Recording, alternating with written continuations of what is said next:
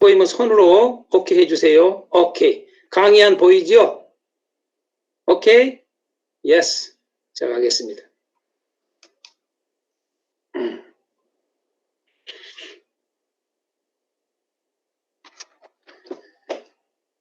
이제 이것은 이렇게 한눈에 창세기부터 계시록까지를 전체를 다 이 안에다 넣을 겁니다, 이게. 여러분도 이제 앞으로 이렇게 넣으시라 이거예요. 이 안에 무궁무진하게 다 넣을 수가 있어요. 차근차근 다 넣을 수 있어요. 그래서 펴면은 또 들어가고 또 들어가고 또 들어가고 그러는 거예요. 자, 이것을 여러분에게 시범적으로 보여주기 위해서 일부러 제가 이걸 이렇게 지금 만들어서 보여주는 겁니다. 큰 틀을 먼저 보여주시라 이거죠. 이렇게. 자, 이제 오늘은 먼저 공지사항부터 조금 잠깐 한 가지 하고 하겠습니다. 자, 공지사항 보이면은 오케이 한번 해주세요. 오케이, 예, 됐습니다. 이 공지사항은요, 아주 중요합니다. 아주 잘, 이걸 명심해서 이대로 잘 해야 됩니다. 특별히 이 학습 방법을 그대로 지켜줘야 합니다. 이건 명령입니다, 명령. 해도 되고 안 해도 되는 게 아니라 반드시 해야 되는 문제입니다, 이게요. 이걸 왜 그러느냐? 이 학습 방법이 4가지대로 하는 것이 여러분에게 유익하게 하는 일입니다, 이게. 저를 유익하게 하는 게 아니라 여러분이 성경을 바로 아는 시금석이 여기 다 들어있습니다, 제가요. 이게 그냥 간단한 그냥 공지사항이 아니고 여러분이 이 말씀을 공부하는 데 있어서 이 말씀이 여러분의 머릿속에 저장시키는 놀라운 능력이 이 안에 있습니다. 이대로 순종만 하면은요. 이런 거에 대한 교육적인 그 신비에 대해서 여러분들 강의를 하면 내가 또 시간이 많이 걸리니까 그건 그냥 차치하고 요대로만 하시기 바랍니다. 요대로 꼭 하시기를 바랍니다. 자, 첫 번째, 배울 책이라는 말은 성경을 말하지요. 배울 책. 한 책씩 배울 게 아닙니까? 그러니까 그 배울 책을 미리, 자, 다음 주에는 출애굽기를 할 겁니다. 오늘은 창세기랍니다. 그러니까 오늘 배울 것을, 내일 다음 주에 배울 것을 미리 일주일 전에 읽고, 그 책을 읽고, 최소한 한 번 이상, 아니면 3번 이상은 읽어라. 이게 기본입니다. 이걸 꼭 순종을 하십시오. 그렇지 않으면은 그 책을 이해를 못 합니다. 30번을 읽어도 이해를 잘 못하는 경우가 많은데, 그래서 한두 번 정도는 꼭 읽으시라고 말이에요. 하기 전에. 그러고 이제 그 읽고만 있는 게 아니라 반드시 여러분이 습관이 돼야 될 게, 오늘 창세기를 배운다 그러면은 미리 창세기를 한번 읽고 그 다음에 그 창세기의 키워드를 찾아야 됩니다. 여러분이 그 노력을 해봐야 돼요. 지금까지 오프라인 공부할 때 누누이 제가 강조했기 때문에 수년 동안을 여러분들은 다 늘 들었던 분들은 아실 겁니다. 그런데 그 키워드도 전체 키워드와 구조, 그 책의 단락을 말하죠. 구조라고 하는 것은. 왜 구조를 만드느냐? 모든 우리가 이 책별로 왜 구조가 있느냐? 구조가 있는 것은 그 책을 정확하게 알기 위해서 어떻게 구조가 세워졌는가, 그것은 책을 정확하게 이해하기 위해서 구조가 있는 거거든요. 그러니까 이 구조라는 것은 단락입니다. 쉬운 말로 말하면 단락. 여러분들이 학교 다닐 때 단락 나누기 이거 배웠잖아요. 단락입니다. 단락. 그래서 전체 키워드와 단락별 키워드를 여러분 찾아야 됩니다. 예를 들어서 창세기가 3단락으로 나눠 있다. 그러면 창세기의 전체 키워드는 이거야. 그 다음에 3단락으로 나눴으면 3단락별로 키워드가 있습니다. 그 키워드를 찾아야 되는 겁니다. 그것을 여러분들이 잘 못 찾아도 힘들어도 노력을 해야 돼요. 그게 여러분들이 공부하는 첫 번째 자세입니다. 자세. 그래서 배울 책을 미리 읽고 그 책의 키워드를 찾아보기. 전체와 구조에 대한 키워드 2가지입니다. 꼭 명심하셔서 하시길 바랍니다. 이걸 하는 사람은 빨리 발전할 것이고, 이걸 하는 사람은, 그대로 하는 사람은 성경이 저보다 더 잘 보이기 시작할 겁니다. 여러분, 제가 성경을 가르칠 수 있는 힘이 어디서 있었느냐? 여기에서 나옵니다. 여기서. 가장 중요한 게. 이걸 제가 찾는 것을 포기하지 않고 한 겁니다. 그래서 성경이 다 보인 겁니다. 저는 그래서 늘 이야기하지만 언어가 필요 없습니다. 저는 다른 어떤 언어를 몰라도 됩니다. 우리가 가지고 있는 성경책 하나 가지고, 한글 성경 가지고 보면은 다 이해가 됩니다. 이해가 안 되는 게 없습니다. 난해 구절이 있을 수가 없습니다. 난해 구절이 있다는 말은 키워드를 모르기 때문에 그런 겁니다. 그만큼 키워드가 중요하니까 꼭 찾아보시는 훈련을 하시길 바랍니다. 그 다음에 두 번째는 보내드린 강의안을 저장을 하십시오. 반드시 여러분 PC에, 노트북에 반드시 저장을 하십시오. 저장하고 그러고 인쇄를 하십시오. 왜 인쇄를 하느냐? 오늘 이제 공부를 할 때 그 인쇄물을 보고 해야 될 거 아닙니까? 인쇄물에다가 여러분 제가 강의를 한 것을 거기다가 기록을 해야 될 거 아닙니까? 옆에다가. 부족하면 여러분 공책이나 A4 용지를 빈 A4 용지를 여러분 준비하고 있다가 옆에다가 더 추가적으로 여러분 기록할 거 있으면 참고적으로 기록을 하라는 이야기입니다. 그래서 그걸 하기 위해서 이걸 하는 겁니다. 그래서 보내드린 강의안을 반드시 저장하고 인쇄하시길 바랍니다. 제가 한 가지 여쭙겠습니다. 여러분들에게. 혹시 여러분 오늘 강의할 제가 보내드린 거 받으셨으면 한번 이거 OK 표시 한번 해보십시오. 다 이게 어떻게 저장하고 인쇄했습니까? 인쇄까지 했습니까? 인쇄하신 분 손 들어보세요. 인쇄 안 한 분 한번 말해보세요. 인쇄 안 하신 분. 이승남 목사 인쇄 안 하셨죠? 제가 하라고 이야기까지 지금 문자까지 보냈는데 안 하시더라고. 이메일을 보냈는데 안 냈어요. 그러면 공부하기가 무진지 어렵습니다. 다 일일이 적어야 될 거 아니에요.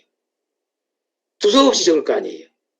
그러면 또 힘들어요. 그놈을 이것은 왜 자료를 주느냐? 내가 옆에다 탁탁탁 쓰기도 좋고 그 다음에 이놈을 나중에 이것을 다시 내 것으로 자료로 만들기에도 구체적으로 쉽게 보기 좋고 구분이 된단 말이에요. 왜? 강의를 제가 할 때에 막 뭔 소리도 한다 이 말이에요. 할 수 있어요. A를 이야기하다가 B까지 갈 수도 있어요. 이야기를 강의를 하다 보면 막 이야기 성령이 감동이 돼서. 그러면 이걸 주체 없이 여러분 기록하다가 이걸 어디다 붙인지를 모르는 사람도 있단 말이에요. 그래 강의안이 반드시 필요한. 그래서 제가 여러분의 강의안 보내드리는 것이지 그냥 괜히 보내는 게 아닙니다. 그래서 강의안을 꼭 여러분 이렇게 보시기를 바랍니다. 강의안을 보시고 저장하고 한 세 사람 정도가 안 했더라고요. 내가 보니까. 안 읽어봤어요. 제가 보낸 강의안을. 앞으로 그러면 그분에게 강의를 안 보냅니다.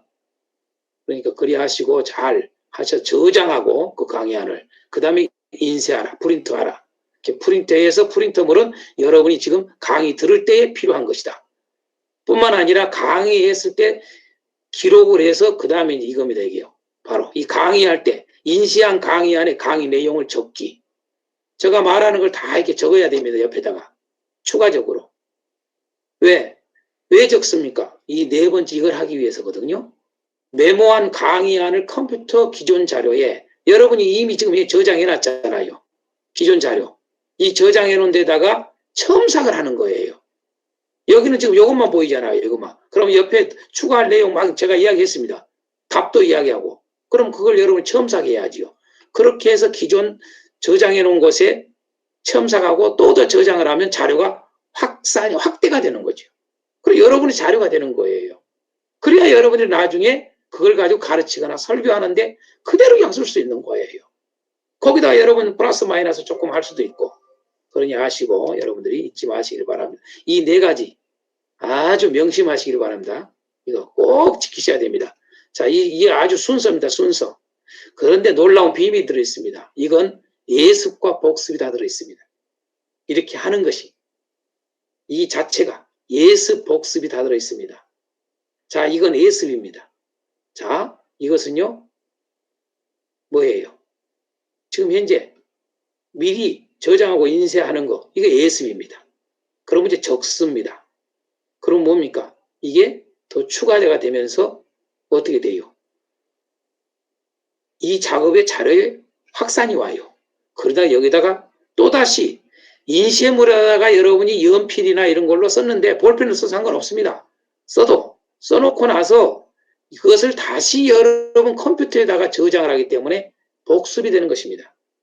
그래서 두 번 여러분 이게 기록을 하는 거, 메모라는 겁니다. 메모는 여러분요, 메모의 신비를 여러분 알아야 됩니다. 여러분 메모의 기술, 메모의 그 놀라운 비밀 이런 거 여러분 혹시 그런 책 들어보신 적 있는가 모르겠습니다. 메모가 기억하는데 최고의 힘입니다. 근데 이것은 성경에 이미 기록되어 있습니다. 성경에. 하나님은 왜 메모를 하도록 되어 있느냐. 성경 자체도 왜 암기만 하게 아니라 기록을 하게 했느냐를 꼭 기억해야 됩니다. 암기보다 더 중요한 게 기록입니다. 기록. 기록을 하면은 여러분들이요, 이게 의식화가 됩니다. 의식화 시키는데 최고의 방법은 기록입니다. 쓰는 거예요.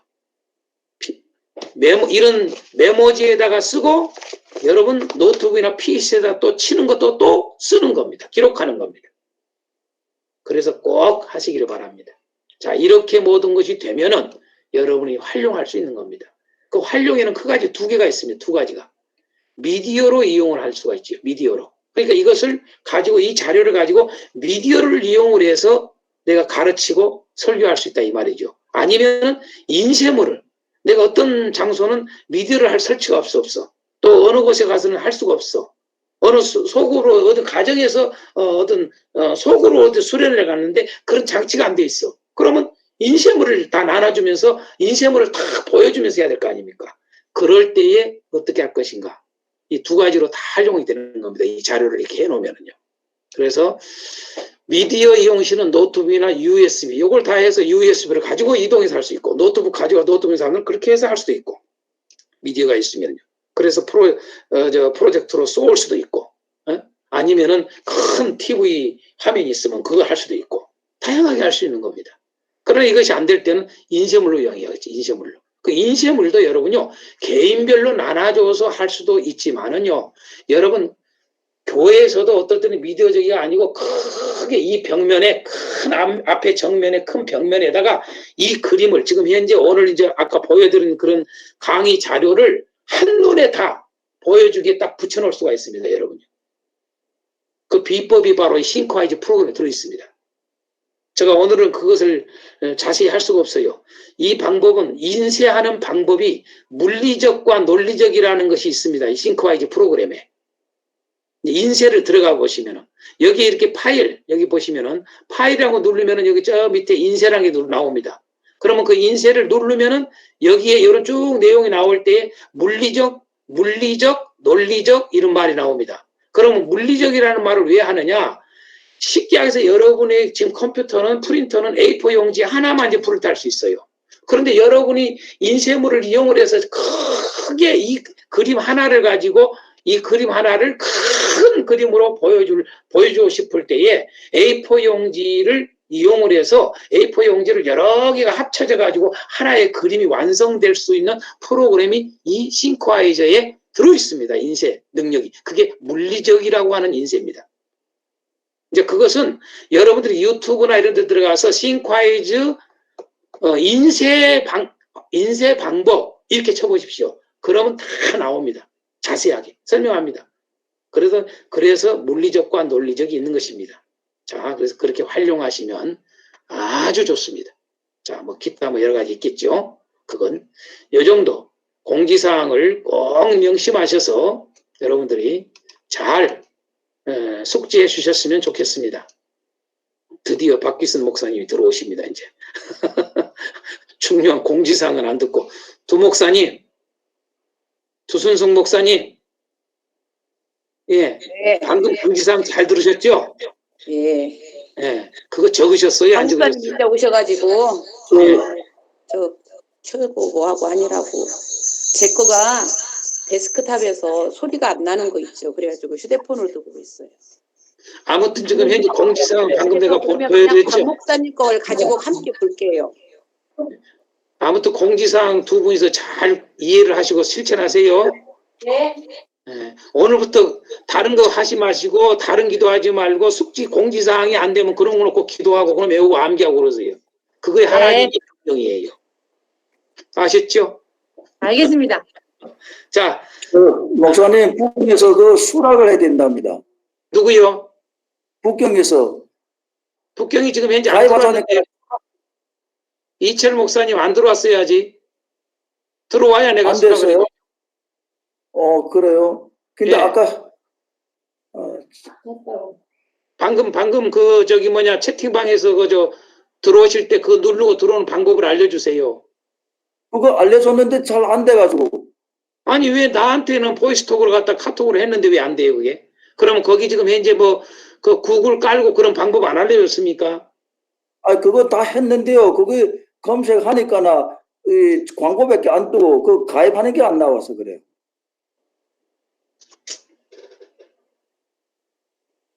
이종훈 목사님 저는 지금 마이크가 안 돼서요.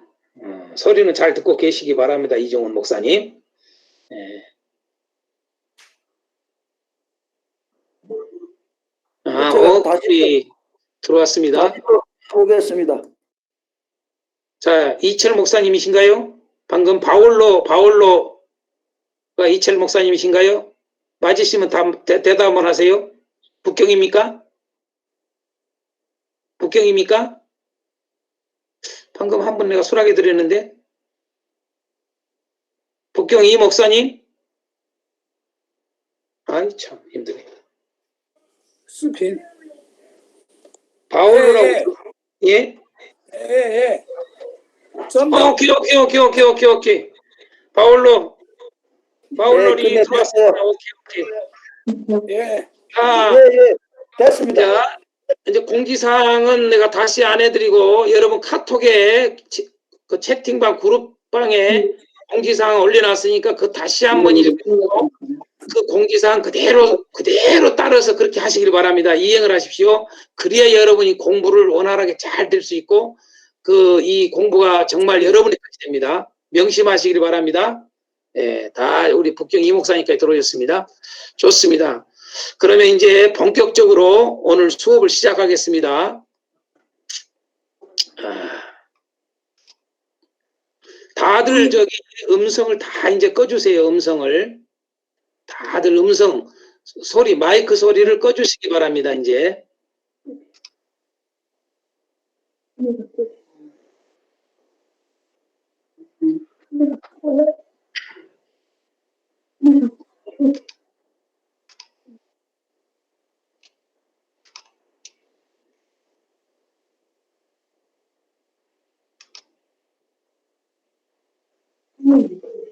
지금 화면이 안 보이죠?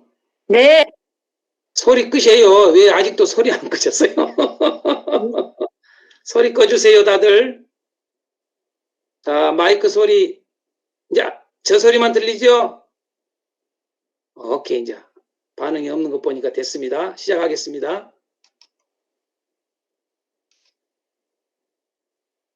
왜요, 강 목사님? 예, 들어왔다는 얘기죠? 예.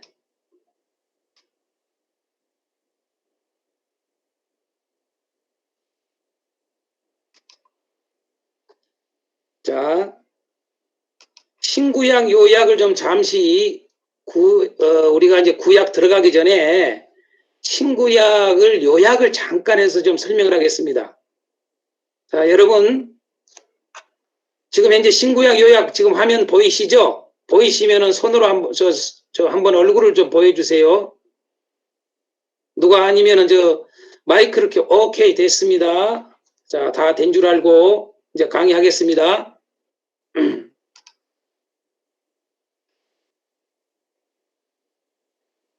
잠깐만요.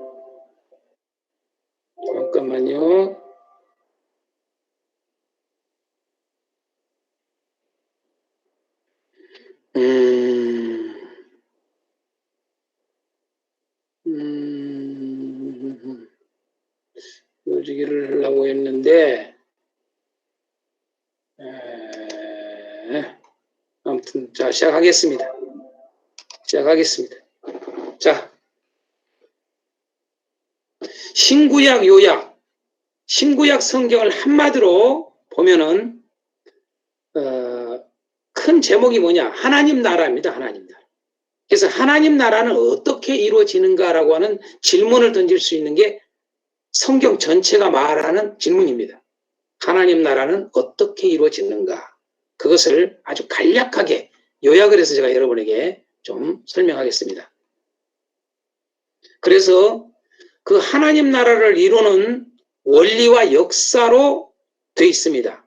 구약도 원리와 역사로 되어 있고 신약도 원리와 역사로 되어 있습니다. 사실은요. 하나님 나라를 이루는 원리, 그 하나님 나라를 이루는 역사, 이렇게 되어 있음을 여러분이 인식하면 참 좋습니다. 자, 그러면 구약을 먼저 보겠습니다. 구약의 원리. 자, 구약의 원리가 되는 바로 근거가 그 말씀이 창세기 1장 28절입니다. 여러분 한번 읽어보겠습니다.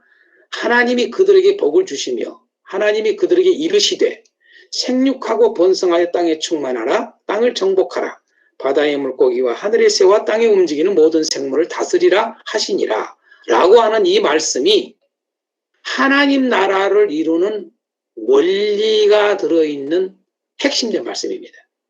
이것은 창세기의 전체적인 메시지의 원리이기도 하면서 구약의 전체의 원리이기도 하면서 성경 전체의 원리이기도 하는 것이 창세기 1장 28절입니다.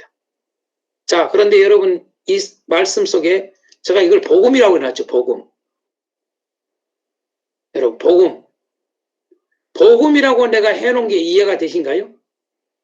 복음이라고. 바로 이게 복음입니다. 이게 복음. 이게 이 자체가 복음입니다. 자, 보십시오. 복음인가 아닌가? 하나님이 그들에게 복을 주시며, 복입니다. 복.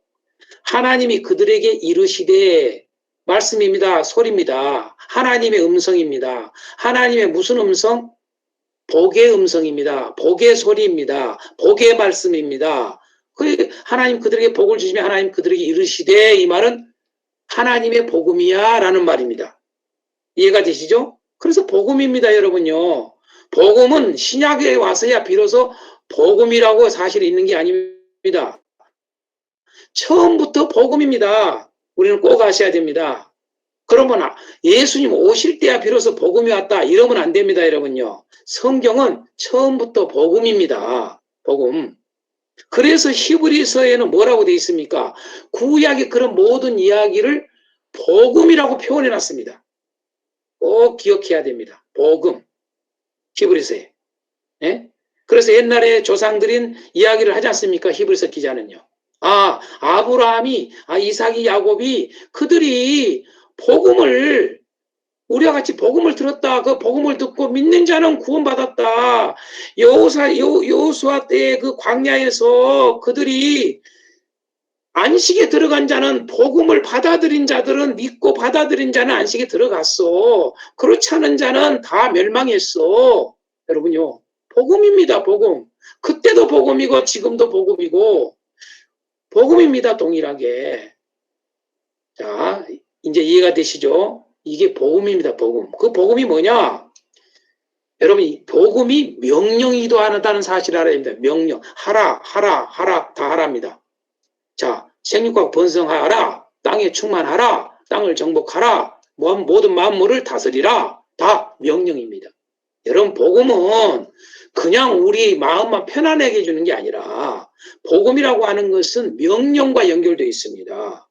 그래서 복음은 이 복을 받는 것은 그냥 받는 게 아니라 명령을 따를 때만이 그 복이 자기 것이 되는 것입니다. 이거 아주 중요한 이야기입니다. 이것만 가지고 제가 여러분이 강의해도 여러분이 오늘 하루에 3시간 해야 됩니다. 3시간. 정말. 간략하게 하겠습니다. 자, 복음입니다. 복음. 근데 그 복음이 뭡니까? 놀랍게도 명령인데 생육하고 번성하여 땅에 충만하라 라는 명령이에요. 그리고 땅을 정복하라 라고 하는 명령이고 그 다음에 바다, 하늘, 땅 그러니까 만물이죠. 모든 만물, 모든 생물들을 다 다스리라. 이겁니다. 이게 지금 현재 복음입니다. 그래서 창세기 1장 28절은 복음입니다. 복음이 뭡니까? 아까 이야기한 하나님 나라입니다. 그게. 하나님 나라는 복의 나라입니다. 꼭 기억하시기 바랍니다. 자, 이 원리에 의해서 구약이 역사가 기록되어 있습니다. 자, 첫 번째 방금 명령이 뭐였습니까? 복음에 생육하고 번성하라는 명령입니다. 예. 그러니까 자손의 명령이죠. 자손의 생육하고 번성하라. 무슨 자손? 하나님의 언약의 자손입니다. 그냥 생육과 번성이 아니라. 그래서 구약 성경에는 바로 창세기는 바로 하나님의 언약의 자식들의 번성하는 이야기와 하나님의 언약이 아닌 자들의 번성하는 이야기, 생육하고 번성하는 이야기로 되어 있습니다. 자, 이걸 꼭 아셔야 돼요. 창세기는요, 생육하고 번성하라는 명령입니다. 이게 이따가 좀 더 창세기 할 때 조금 이걸 여러분들에게 이야기할 거니까 내가 더 이상 말씀을 가지고 이야기하지 않겠습니다. 이것만 그냥 기억하십시오. 이게 사실입니다. 창세기는 생육하고 번성하라는 명령입니다. 그래서 생육하고 번성하라는 명령을 창세기는 그대로 이루어진 사건을 보여줍니다. 그 역사입니다. 생육하고 번성했습니다. 그 증거가 쭉 요겁니다. 자, 넘어갑니다. 두 번째 출애굽기의 명령은, 복음의 명령은 땅에 충만하라의 명령입니다. 그래서 여러분 산파 십보라 이야기가 나오는 것입니다. 뭡니까? 땅에 그런 핍박과 학대 속에서도 아이들을 죽이는데도 왜 죽입니까? 생육하고 번성해서 이제는 하나님의 약속의 자손들이, 언약의 자손들이 생육하고 번성했단 말이에요. 그러니까 나라가 된 거예요. 나라가 크게 가는 거예요. 점점. 그러니까 애굽의 바로가, 이게 애굽 사람들이 위기의식을 갖는 겁니다. 그래서 여러분 우리가 알다시피 아들들을 죽이는 일을 하지 않습니까? 왜 아들들을 죽이는 일을 합니까? 바로 언약의 자손의 그 핵심이 거기 들어있기 때문에 겁니다. 더 이상 번성 못하도록. 그런데 보십시오. 바로 대표적으로 왜 산파 십보라 이야기가 나오냐? 여러분요, 그런 속에서, 핍박 속에서도 출애굽기는 언약의 자손들이 땅에 충만하게 된 겁니다. 그래서 이제 난리가 난 겁니다. 난리가. 이 애굽에서. 그래서 출애굽기는 이걸 보여주는 거예요. 땅에 충만. 그 증거가 나옵니다. 이게 근거들이. 자, 세 번째 레위기는 왜 쓰여졌느냐? 우리가 알다시피 레위기 나중에 공부할 때가 되면 레위기는 거룩하랍니다. 거룩하라. 이게 바로 모세오경의 가운데 들어 있습니다. 이건 아주 중요합니다. 거룩하라가 왜 가운데 있냐? 처음부터 있지 않고 여기에 있느냐? 여러분요, 그 다음 단계를 이룰 수 있는 에너지요, 힘이요, 바로 근원이 여기에 있기 때문에 그럽니다. 그 다음 단계가 뭡니까? 생육하고 번성하는 게 첫 번째 단계였고, 두 번째 단계가 땅에 충만한 것이었고, 세 번째 단계가 뭡니까? 땅을 정복하라입니다. 그 다음에 다스리라입니다. 명령. 이 명령을 이루는 최고의 무기는, 여러분, 그 힘은 어디에 있느냐? 거룩에 있습니다. 거룩에. 그걸 우리가 여러분 꼭 아시고, 그래서 레위기가 써진 겁니다. 거룩 작업하기 위해서. 자, 그 다음에 이제 네 번째 바로 민수기입니다. 땅을 정복하랍니다. 그래서 땅을 정복하는 것이 민수기입니다. 왜 여러분 군사를 셉니까? 민수기 군사 센다는 이야기입니까? 계수했다는 말이 엄청나게 중요한 단어 아닙니까? 계수를 해. 그냥 계수가 아니라 인구조사, 그냥 인구조사가 아니라 그 인구가 뭡니까? 전쟁, 싸움이란 말이에요. 싸움과 관련된 인구조사예요. 그냥 이스라엘 백성 다 전체 인구조사가 아닙니다. 전쟁에 나갈, 싸울 군사에 대한 숫자를 셌던 것입니다. 숫자 세고 이런 것은 왜 그런지 민수기에서 공부할 때 자세히 제가 설명하겠습니다. 자, 여러분, 이 말씀들이, 근거들이 싸움이란 단어가 있는 다 근거들입니다. 싸움, 여러분. 그러니까 민수기는 싸움이라는 단어와 전쟁이라는 단어가 가득 차 있습니다. 그런데 여러분요, 바로 이 싸움이라는 것, 전쟁이라는 단어가 정복과 관련어입니다. 관련어. 왜 싸웁니까? 정복하기 위해서 싸우는 겁니다. 정복하기 위해서. 그렇죠? 힘이 강한 자가 정복하지요. 힘이 강한 자가. 우리가 누가복음에 보면 무슨 내용이 나옵니까? 여러분요, 귀신을 내쫓는 장면이 나오잖아요. 바알셉을 입었다고 예수님 그러면서. 그때 뭐라고 이야기합니까? 놀랍게도 여러분요, 귀신이 나갔다가 나중에는 여러분요, 7마리 귀신이 들어오지 않습니까? 왜요? 더 강해야 돼요. 왜? 정복하기 위해서입니다. 정복하기 위해서. 바로 뭡니까? 강하다. 다시 말해 힘, 능력입니다. 그런데 방금 전에 뭐라고 그랬습니까? 우리가 땅을 정복하는 데 힘, 그 강함이 뭐라고요? 그 무기가? 여러분, 칼이 아니라 거룩인 것입니다. 거룩. 오늘 우리 교회가 이런 걸 잘 배워야 합니다. 거룩을 상실하면 정복을 할 수가 없습니다. 교회 수가 많아서 건물을 크게 지어서 많은 사람이 교회를 다녀서 그래서 정복하는 게 아닙니다. 여러분요, 숫자가 적어도 진짜 교회는 거룩한 교회가 완전히 공동체가 되면은 여러분 그곳을 점점 그 지역을 정복하게 되어 있습니다. 우리 한국 교회도 한참 부흥을 하다가 결국은 지금 현재 점점 다시 세상에 여러분 정복을 당하고 있습니다. 왜? 교회의 거룩성을 상실했다는 증거입니다. 이런 걸 바로 진단할 수 있는 거예요. 성경 큰 눈으로 보시고 이런 걸 하실 줄 알아야 됩니다. 자, 땅을 정복하라고, 이 정복과 관련된 직접어가 바로 뭐냐면 이 복종이라는 단어입니다. 복종. 다른 말로 항복, 같은 말입니다. 22절에는 여러분 우리 한글 성경에 복종이라고 되어 있습니다. 29절에는 항복이라고 되어 있습니다. 같은 말입니다. 복종시켰다, 항복시켰다. 그래서 원어는 카바시라고 되어 있습니다. 같은 말입니다. 그러면 복종과 항복을 하나만 여러분 생각하십시오. 여호수아서에 이거 아주 비슷한 이야기가 나옵니다. 이 한 예를 이야기하겠습니다. 어딜까요? 여러분 전쟁하지 않고 하나님의 언약 백성인 이스라엘 백성 공동체에 속한 족속이 있었지요. 가나안 땅에. 누굽니까? 기브온 족속이죠. 기브온 주민들이죠.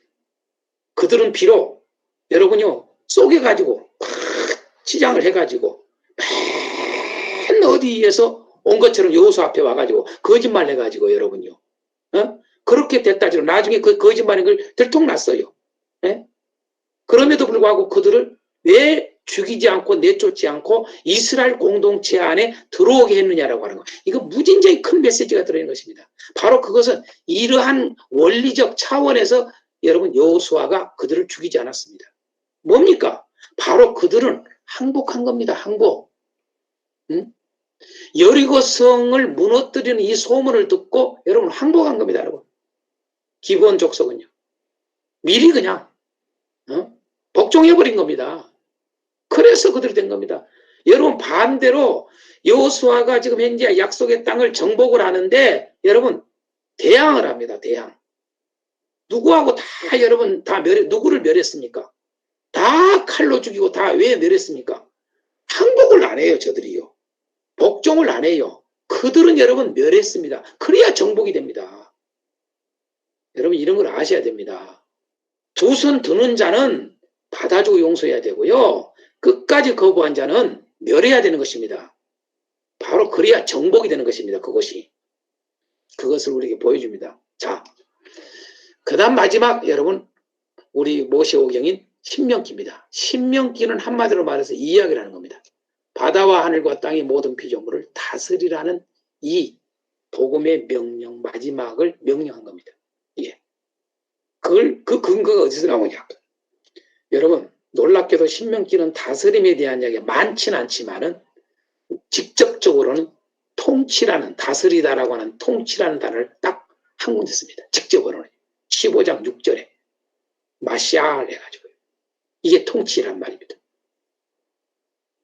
그런 반면에 이 밥다라는 말이 관련합니다. 다스림에 관련된 말이에요. 1장 36절에 11장 24, 25절, 33장 29절에 밥다라고 하는 말이 다 다스림과 관련된 단어입니다. 그래서 여러분 비록 단어가 많지는 않지만은 이 키워드가 신명기 전체는 요것으로 되어 있습니다. 이것은 여러분 신명기를 직접적으로 제가 다 구체적으로 다 들어갈 때 여러분 아하 그렇게 되는구나 이해를 하게 될 것입니다. 자, 이렇게 해서 구약은 바로 원리가 되어 있습니다. 이렇게. 자, 그 다음에 이제 그러면 모세오경이 원리였어요. 그 다음에 이제 나머지 여호수아부터 말라기까지가 역사입니다. 역사. 사실은. 우리는 그냥, 율법서, 모세오경, 그 다음에 역사서, 등등 쭉 이렇게 이야기합니다만 사실은 요렇게 둘로 딱 나눠도 됩니다. 성경은요. 그래야 더 훨씬 쉽습니다. 자, 역사를 그대로 여호수아부터 보여줍니다. 여호수아서부터 사무엘서까지를 뭐 주느냐? 이렇게 앞에 원리, 명령을 했는데 완전히 정복하지 못함의 이야기가 기록되어 있습니다. 여호수아서, 사사기서, 룻기서, 사무엘서 다 정복은 하기는 하는데 완전하게 정복을 못합니다. 그 이야기들로 다 되어 있습니다. 그 다음에 욥기서부터 아가서까지는 우리가 흔히 말하는 시가서, 시가서, 성문서 이런 거 하죠. 시가서, 이 시가서, 지혜서 이렇게 하게 되죠. 이것은 거룩한 삶의 이야기입니다. 왜? 앞에 거룩하라고 하는 핵심된 메시지가 있기 때문에. 근데 그 삶의 이야기를 또 중간에 넣어놓은 겁니다. 이렇게 참 성경은 오묘합니다. 삶의 거룩한 삶의 이야기입니다. 욥기도, 시편도, 잠언도, 전도서도, 아가서도 거룩한 삶의 이야기입니다. 예. 그런데 이제 그 다음에 11개서부터 말라기까지 전체 뭐냐? 완전히 다스리지 못함의 이야기입니다. 자, 구분하십시오. 앞에는 뭡니까? 정복하지 못함의 이야기입니다. 뿐만 아니라 다스리지 못함의 이야기입니다. 그래서 다스리지를 못해서 11개서부터 시작해서 얼마나 하나님의 언약의 공동체가 많은 우여곡절을 많이 역사적으로 보여주는지, 왜 예언서의 선지자들이 그렇게 외쳐 불렀는지. 그래서 예언서들, 특히 예언서들의 특징은 거의 뭡니까? 통치, 다스릴 왕에 대한 이야기를 하고 있는 겁니다. 자, 이렇게 해서 구약의 역사 끝납니다. 자, 신약을 그럼 잠깐 또 보겠습니다. 신약을 좀 쉬었다 하겠습니다. 신약은. 자, 잠시 여러분 좀 10분 동안 쉬고 그대로 놔두시고 끄지 마시고 여러분 10분 동안 잠깐 다 읽어보겠습니다. 시작. 예수께서 나와 말씀하여 이르시되 하늘과 땅의 모든 권세를 내게 주셨으니 그러므로 너희는 가서 모든 민족을 제자로 삼아 아버지와 아들과 성령의 이름으로 세례를 베풀고 내가 너희에게 분부한 모든 것을 가르쳐 지키게 하라. 볼지어다 내가 세상 끝날까지 너희와 항상 함께 있으리라 하시니라. 자, 이것이 여러분 하나님 나라를 이루는 바로 신약의 원리입니다. 원리. 사실 창세기 1장 28절하고 별개가 아니라 연결되는 하나입니다. 사실은. 예수님이 이제 비로소 이것을 우리에게 보여주는 거죠. 이루지 못한 그런 모습들을 구약 우리가 원리와 역사를 봤는데 그 원리는 구약이나 신약이나 동일하다. 그런데 그 역사를 보니까 구약에 이루어지질 않아요. 부분적만 이루어져요. 그래서 이제 예수님께서 오셔서 비로소 신약을 통해서 이게 완성시킨다라고 하는 것을 보여주는 겁니다. 그래서 예수님이 뭐라고 말씀합니까? 하늘과 땅의 모든 권세를 내게 주셨다. 하나님께서, 아버지께서 하늘과 땅의 모든 권세, 왜 권세는 뭘 이야기해? 여러분요, 생육하고 번성하여 정복하여 다스리는 것입니다. 자, 생육도 하고 여러분 번성도 하고 땅에 충만도 하는데 정복을 못해요. 여러분요. 또 다스리지를 못해요. 더 중요한 것은. 이게 문제입니다. 그래서 여러분 결국 이 권세는 통치, 마지막 완성인 통치를 이루고자 하는 의미에서 모든 권세를 아버지께서 주셨다라고 하는 것입니다. 하늘과 땅의 모든 권세. 그래서 그러므로 너희는 가서 아버지께서 나에게 줬으니 내가 너희들에게 명령하는 거야. 내 명령대로 하면 돼 너희들은. 내가 나에게 명령했으니까 내가 너희들을 명령하는 것은 그대로 너희 순종하면 그것이 이루어져. 바로 어떤 것이 이루어져? 생육하고 번성하고 충만하고 정복하고 다스리는 복이 이루어져. 그래서 가서 모든 민족을 제자로 삼아라. 라는 이 제자라는 말 속에 다 들어가 있는 겁니다. 자, 원리는 보았습니다. 자, 그러면 이제 그 원리가 되는 역사를 이제 보십시다. 신약에 바로 이 사복음서는 마태복음, 마가복음, 누가복음, 요한복음은 이것을 명령하고 있는 겁니다. 사실은요. 이제는 예수님이 그런 권세를 했어요. 생육하고 번성하고 충만하라, 정복하라, 다스리라 라고 하는 이 명령이 들어있는 겁니다. 이게 바로 이게 사복음서입니다.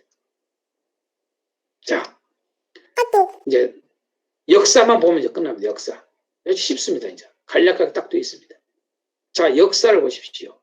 사도행전은 생육하고 번성하고 땅에 충만하라고 하는 이 명령을 여러분, 자 보십시오. 땅에 충만하라까지입니다. 생육하라, 번성하라, 땅에 충만하라라고 하는 이 명령을 여러분 그대로 이룬 이야기가 사도행전입니다. 그래서 생육이 뭡니까 여러분요? 교회가 출발하는 것입니다. 교회 탄생이 비로소 보여주죠. 사도행전에. 그게 생육입니다. 그 교회가 점점 예루살렘을 비롯해서 유대와 사마리아와 땅끝까지 갑니다. 충만함입니다. 사도행전은 그걸 보여줍니다. 그래서 이제 사도행전 나중에 공부하시면 알겠지만은 사도행전을 공부하신 분들은 알지만은 여러분 사도행전 1장하고 마지막 장에 보면 키워드가 딱 나옵니다. 전체 키워드가. 그게 뭡니까? 예수 그리스도와 하나님 나라를 말했다라는 말입니다. 그게. 이게 하나님 나라가 이게 이루어진 뭐 이야기입니다. 이게. 놀라운 사실은요. 자. 그러고 이제 로마서는 거룩하랍니다. 참 놀랍죠. 구약하고 이 구조가 똑같죠. 이렇게요. 네? 가운데 딱 로마서가 들어있습니다. 로마서의 핵심이 거룩하랍니다. 거룩함. 거룩함의 이야기가 기록된 겁니다. 그래서 우리가 흔히 쓰는 말이 칭의, 성화를 쓰는 겁니다. 그걸 한마디로 거룩함의 이야기입니다. 예수님을 통해서 이제는 거룩해졌다라고 하는 것을 우리에게 보여주는 게 로마서입니다. 너희들 거룩해졌어. 어? 이걸 왜 로마서를 여기다 놨을까요? 그 다음에 서신서들이 정복하고 요한계시록이 다스리는 이야기로 끝나는 겁니다. 그래서 거룩함의 이야기가 로마서에 있는 겁니다. 그래서 로마서는 여러분들이 공부하시는 분들 중에 로마서를 공부하는 분도 있고 저한테 또 저쪽 지금 오늘 구약에 안 보인 팀들은 신약을 지금 공부하는 분들은 지금 그분들은 네이키서 구약을 저한테 배웠단 말입니다. 그분들은 네이키가 거룩이라고 하는 것으로 되어 있는데 신기하게도 네이키서와 로마서는 일치합니다. 처음부터 끝장까지가. 구조가 그렇게 되어 있다. 그걸 제가 분명히 설명합니다. 놀랍지요? 자, 땅을 정복하랍니다. 세 번째 역사가. 그래서 그게 고린도 전서부터 시작해서 유다서까지 이야기가 바로 이 땅을 정복함의 이야기입니다. 이 명령을 했는데 땅을 정복하라는 명령을 했는데 그걸 정복한 이야기입니다. 여러분 꼭 아셔야 돼요. 그래서 지역이 다 나옵니다. 예. 정복하는 이야기인데 뭡니까? 또 권면하는 것도 왜 그렇게 말하느냐? 정복하라는 이야기입니다. 거기서 그거 멈춰 있지 말고 거기에 빠져 있지 말고 거룩함을 상실함으로 고린도 교회야 갈라디아 교회야 다 에베소 교회야 다 모두가 거룩에서 다시 거룩을 가지고 땅을 정복해야 돼 라고 하는 이야기예요. 전체가요. 한마디로 표현하면 그렇다 그 말입니다. 그러고 요한계시록은 바다와 하늘의 모든 피조물을 다스리라는 이 명령을 이루는 이야기입니다. 그래서 마지막 정복함으로 다스림의 이야기로 요한계시록은 끝을 맺는 것을 우리에게 보여줍니다. 처음에는 뭡니까? 정복함에 대한 이야기로 출발하죠. 그게 뭡니까? 이기라입니다. 이기라. 그래서 이기라는 정복과 다스림을 연결시켜주는 단어입니다. 이게요. 그래서 이렇게 구약과 신약은 이렇게 간단하게 요약할 수 있음을 여러분에게 설명해 드렸습니다. 자, 이제 창세기로 여러분 들어가겠습니다. 창세기로 오늘 배울 창세기로 들어가겠습니다.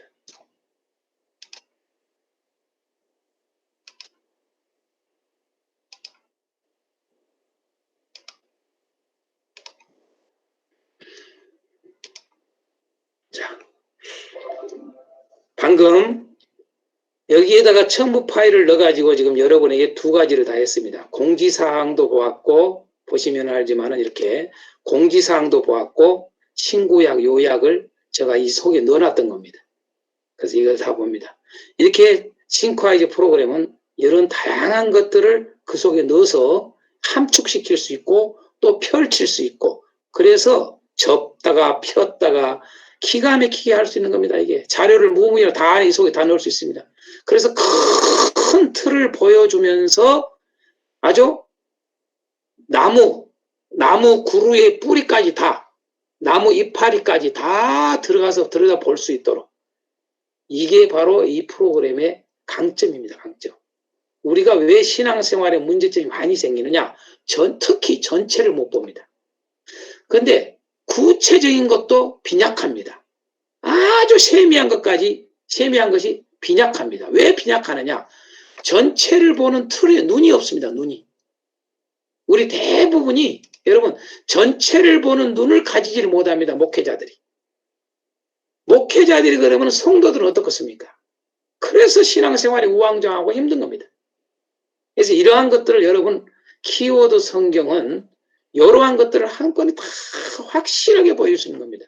자, 예를 들어서 이런 비슷한 프로그램으로 여러분들이 지금까지 가지고 있거나 지금까지 배워왔던 수많은 신학자들이나 유명한 목사님들이 가르쳐왔던 그 가르침을 가지고 이렇게 만들 수는 있습니다. 그러나 분명히 아셔야 됩니다. 키워드로 성경을 보는 것과 지금까지 모든 분들이 했던 것과는 천지차이입니다. 가르침이. 전혀 차원이 다릅니다. 키워드로 성경을 봐야만이 균형 있고 정확하게 바르게 성경을 보는 것입니다. 그래서 여러분들이 이 키워드로 성경을 우리가 창세기부터 계시록까지 마스터를 하자. 그래서 진짜 목사가 되자. 진짜 교회가 되게 만들자라고 하는 의미에서 하나님이 이 선물을 저에게 주신 겁니다.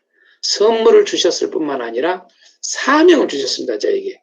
그래서 기존에 있었던 학교를 다 내려놓고 목회자들을 양육하고 주의 종을 배출하는 일을 하기 위해서 이 사역을 준비하게 하시고 지금 하게 하는 겁니다.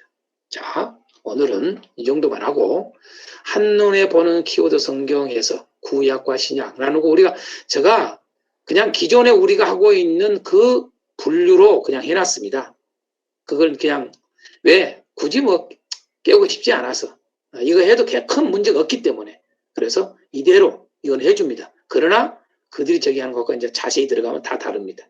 자, 지금부터 창세기를 공부를 하겠습니다. 창세기를.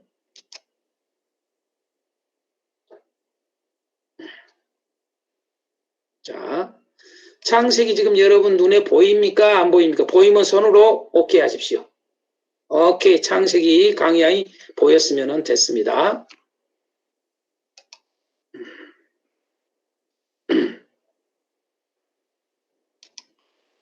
제가 오늘은 저쪽 신약팀에 한 것처럼 안 하고 조금 다른 방법으로 여러분이 또 발표를 한번 해보려고 합니다. 이것은 전체 그림입니다.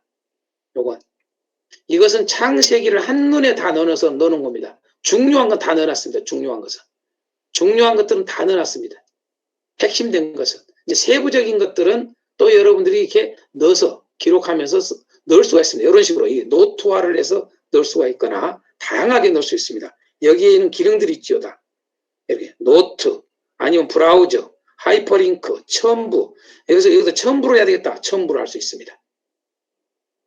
그래서 여러분들은 일단은 이걸 큰 틀로 일단 보셨으면 됐습니다. 자, 이제 구체적으로 발표를 하겠습니다. 좀 새로운 방법, 이걸로 하려다가 신약에서 할 때는 이걸로 해줬습니다. 이걸로 한번 여러분들이 한번 보여주겠습니다. 여러분들 의견들을 들어보려고 합니다. 최종 마지막에. 자, 창세기를 들어가겠습니다. 창세기 공부를 합니다. 자, 창세기를 들어가면서 제가 질문을 크게 여러 가지를 하지를 않고 한 두 가지만 질문 던지겠습니다. 많은 질문 던질 수가 있습니다. 제가요. 여러분들에게.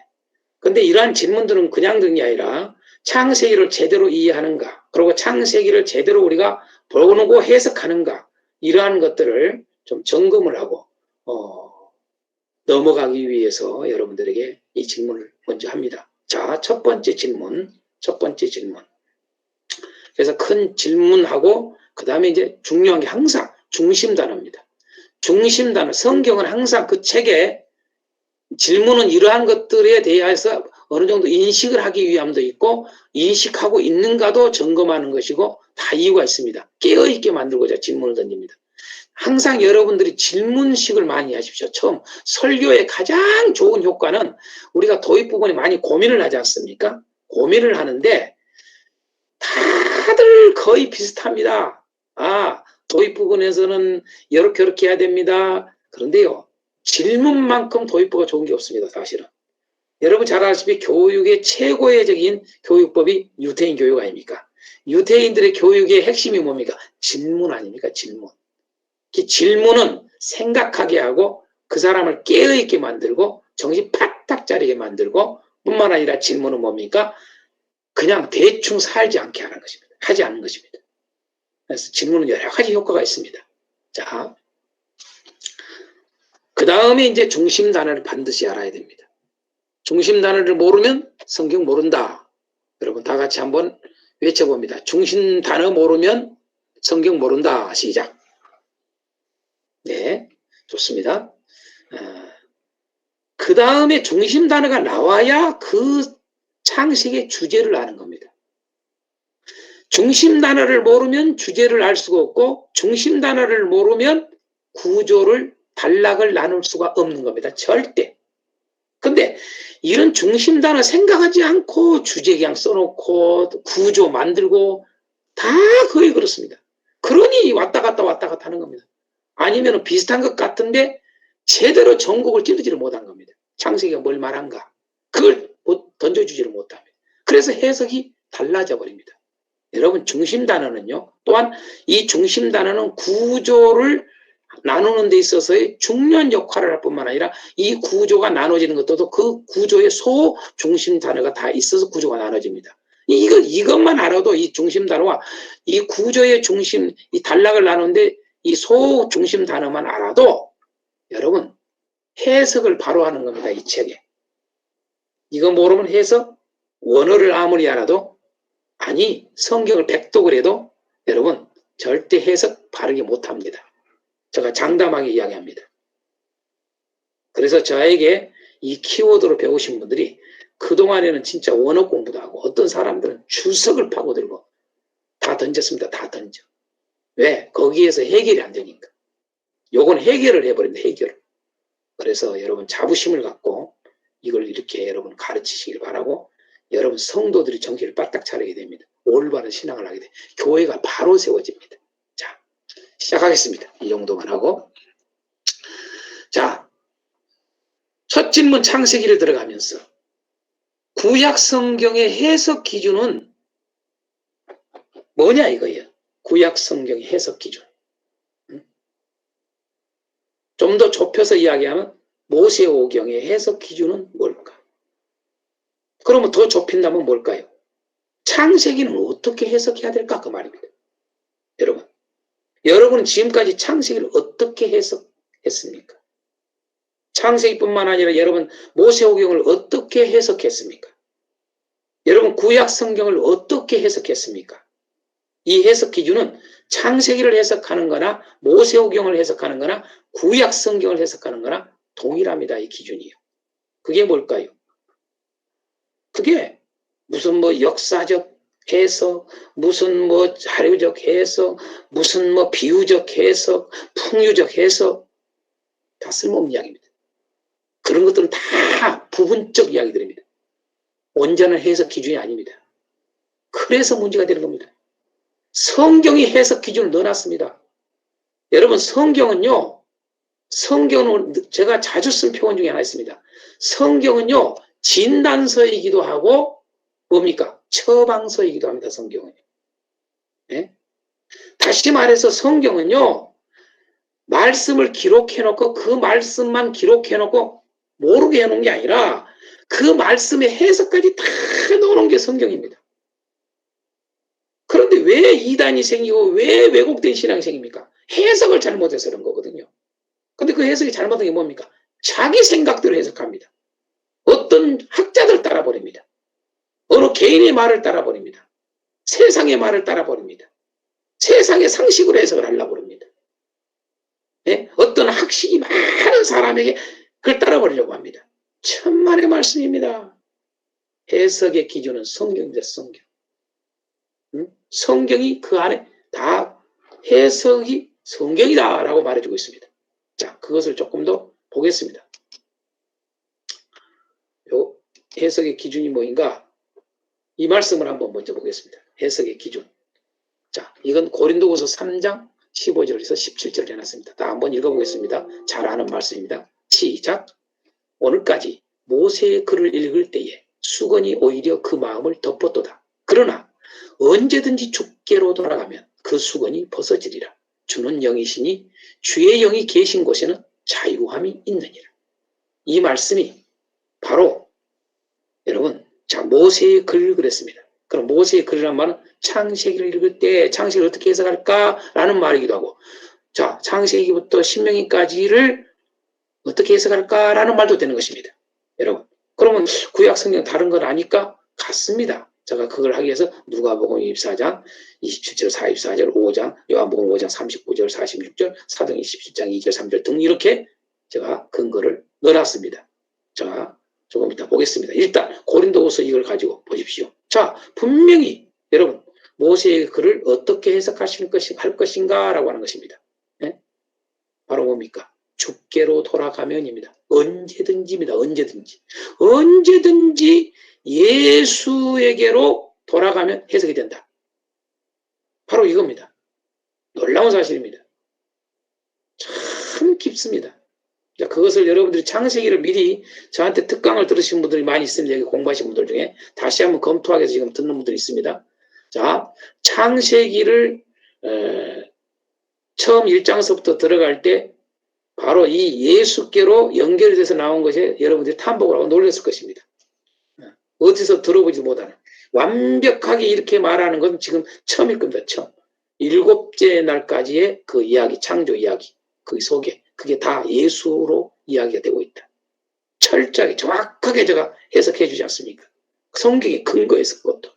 자, 그런 것은 깊이 있게 다루는 것은 이런 개요를 다 하고 나서 나중에 깊이 들어가는 시간에 또 배우겠습니다. 자, 고린도후서에서 이렇게 해석 기준을 정확하게 이야기해 줬습니다. 조금 더 보겠습니다. 여러분, 이거 이제 노트라고 하는 기능을 넣어놓은 겁니다. 예. 자, 지금은 여러분에게는 안 보일 겁니다. 그러나 여러분 이제 클릭하면은 내가 보이게 해주겠습니다. 자, 보이죠? 네. 보입니까? 안 보입니까? 오른쪽에 보이죠? 오른쪽에. 자, 누가복음 24장 27절에 뭐라고 되어 있습니까? 이에 모세와 모든 선지자의 글로 시작하여 모든 성경에 쓴 바 그랬습니다. 자, 모든 성경은 해석을 어떻게 해야 되느냐? 자기에 관한 것을 자세히 설명하죠. 모든 성경에 뭐가 써졌느냐? 사실은 예수님 자신에 대해서 쓴 거야 라고. 여러분, 이것이 뭡니까? 저 예수님이 부활하신 이후에 낙심하고 갔던 절망하고 갔던 엠마오 같은 두 제자를 향해서 처음에 이 말씀을 누가복음 24장 진짜 하지 않습니까? 그들에게 나 지금 이렇게 살았어. 나 부활한 거야. 너 이렇게 절망하고 그래. 근심하고 그래. 이렇게 절대 안 합니다. 뭡니까?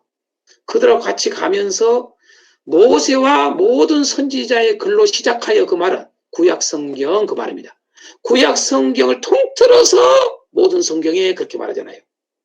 그 기록된 것은 예수님에 관한 거야 라고 쫙 주께로 돌아가면으로 해석을 해줍니다. 예수님. 그랬더니 그들이 마음이 뜨거워졌다 그 말은 깨달았다 그 말입니다. 와 놀랬다 그 말입니다. 자, 그 다음에 12제자가 아니죠. 가룟 유다는 이제 이미 정해졌으니까 11제자가 모여있는 곳에 예수님이 또 나타나지 않습니까? 부활하신 예수님. 그때 뭐라고 합니까? 44절에 또 이르시되 읽어봅니다. 내가 너희와 함께 있을 때에 너희에게 말한 바 곧 모세의 율법과 선지자의 글과 시편에 나를 가르쳐 기록된 모든 것이 이루어져야 하리라 한 말이 이것이라. 무슨 말씀입니까? 예수님은 십자가에 죽으시기 전에 이미 3년만 동안에 제자들에게 가르칠 때에 분명히 뭘 가르쳤다는 것입니까? 구약 성경을 가르쳤다는 말입니다.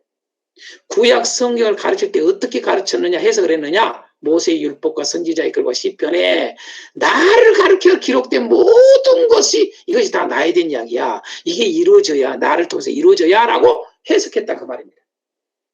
그런데 내가 그렇게 가르쳤지 않니? 너희들에게 그렇게 구약 성경 가지고 해줬지 않니? 그것이 지금 현재 이렇게 내가 말해줬던 게 지금 이루어진 거야. 내가 그래서 부활한 거야. 성경이 기록된 대로야. 구약에 여러분 부활된 이야기를 지적해주고 해준 거예요. 자, 요한복음 5장 39절은 뭐라고 그럽니까? 너희가 성경에서 영생을 얻는 줄 생각하고 성경을 연구하거니와 이 성경이 내게 대하여 증언한 것이야. 우리가 다 잘 알잖아요. 성경은, 자, 여기서 말하는 성경은 구약이죠. 그 당시 신약이 없으니까. 자, 구약 성경은 예수님에 대해서 쓴 거야. 그러니까 예수님으로 돌아가면 해석을 그렇게 하면 예수께로 붙이는 연결을 시켜서 해석을 하면 다 해석이 된다는 거야. 그렇지 않으면 해석이 안 된다는 거지. 자, 요한복음 5장 46절에도 모세를 믿었더라면 또 나를 믿었으리니 이는 그가 내게 대하여 기록하였습니다. 자, 모세가 기록한 게 뭡니까? 모세 오경 아닙니까? 근데 모세 오경이 뭐에 대해서 기록했다고 분명히 예수님이 말합니까? 모세가 모세 오경에 나에 대해서 기록한 거야. 이 말입니다, 여러분요. 그래서 여러분 성경을, 특히 구약을 여러분 강해를 하거나 할 때에 그 어떤 도덕적이고 그 사람 중심의 설교보다는요, 그것도 전혀 필요 없다는 말은 아니지만은 정작 중요한 것은 그건 차라리 안 해도 그 속에 전체 예수님을 여러분 증거해 나가야 됩니다. 창세기 1장서부터. 예수님을 증거해 나가 보십시오. 구약 성경을 그렇게 말라기까지 예수님을 증거해 나갔다라면 오늘날 교회가 예수로 충만하지 않느냐 그 말입니다.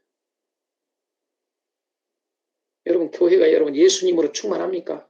말로는 그럽니다. 예수님이 답입니다. 이렇게 말합니다.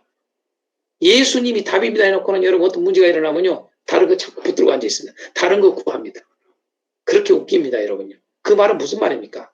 말은 어디서 들었으니까 주워 들어서 하는데 실질적으로 어떤 환경이 오고 자기의 어떤 찬일이 오면요. 절대 여러분 그렇게 안 됩니다. 왜? 예수로 충만하지 않기 때문입니다. 그러면 예수로 충만을 어떻게 합니까? 여러분, 성령 충만하면 예수로 충만하지? 일리 있는 말입니다. 맞는 말입니다. 틀린 말이 아닙니다. 그런데 보십시오. 반드시 성령 충만, 우리 사도행전 공부할 때 여러분 나오지만은 성령 충만 이코르가 예수 충만입니다. 예. 근데 보십시오. 예수 충만은요, 또 우리가 사도행전에서도 예수 충만 이코르, 성령 충만 이코르 특징이 뭡니까? 핵심된 게 단어가 말씀 충만입니다. 말씀이 왕성해져 갔다는 말을 자꾸 강조하지 않습니까? 왜 그럽니까? 세계는 하나입니다. 하나. 말씀과 예수님과 성령은 하나입니다. 떨어질 수가 없어요. 이게. 네?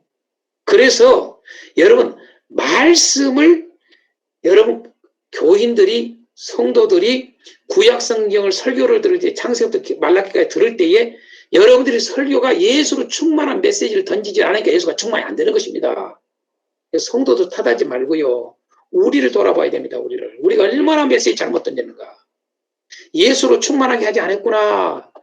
이걸 깨달으시고 지금부터 그렇게 설교를 하고 강의를 하고 성경 공부를 하고 그러라 그 말입니다. 예수로 충만하면 끝납니다. 끝나. 왜? 주는 영이시니 주의 영이 있는 곳에는 뭐예요? 자유함이 있느니라. 초월적 존재입니다. 사실은요. 완전 자유합니다. 여러분 자유한다고 여러분요 죄 아닙니다. 결코 죄를 질 수 없는 자유와 온전한 자유함을 누리는 자들입니다. 참된 그리스도인은요. 왜? 예수로 충만해야만이 이렇게 되는 것입니다. 자, 이 정도만 해주겠습니다. 해석 기준.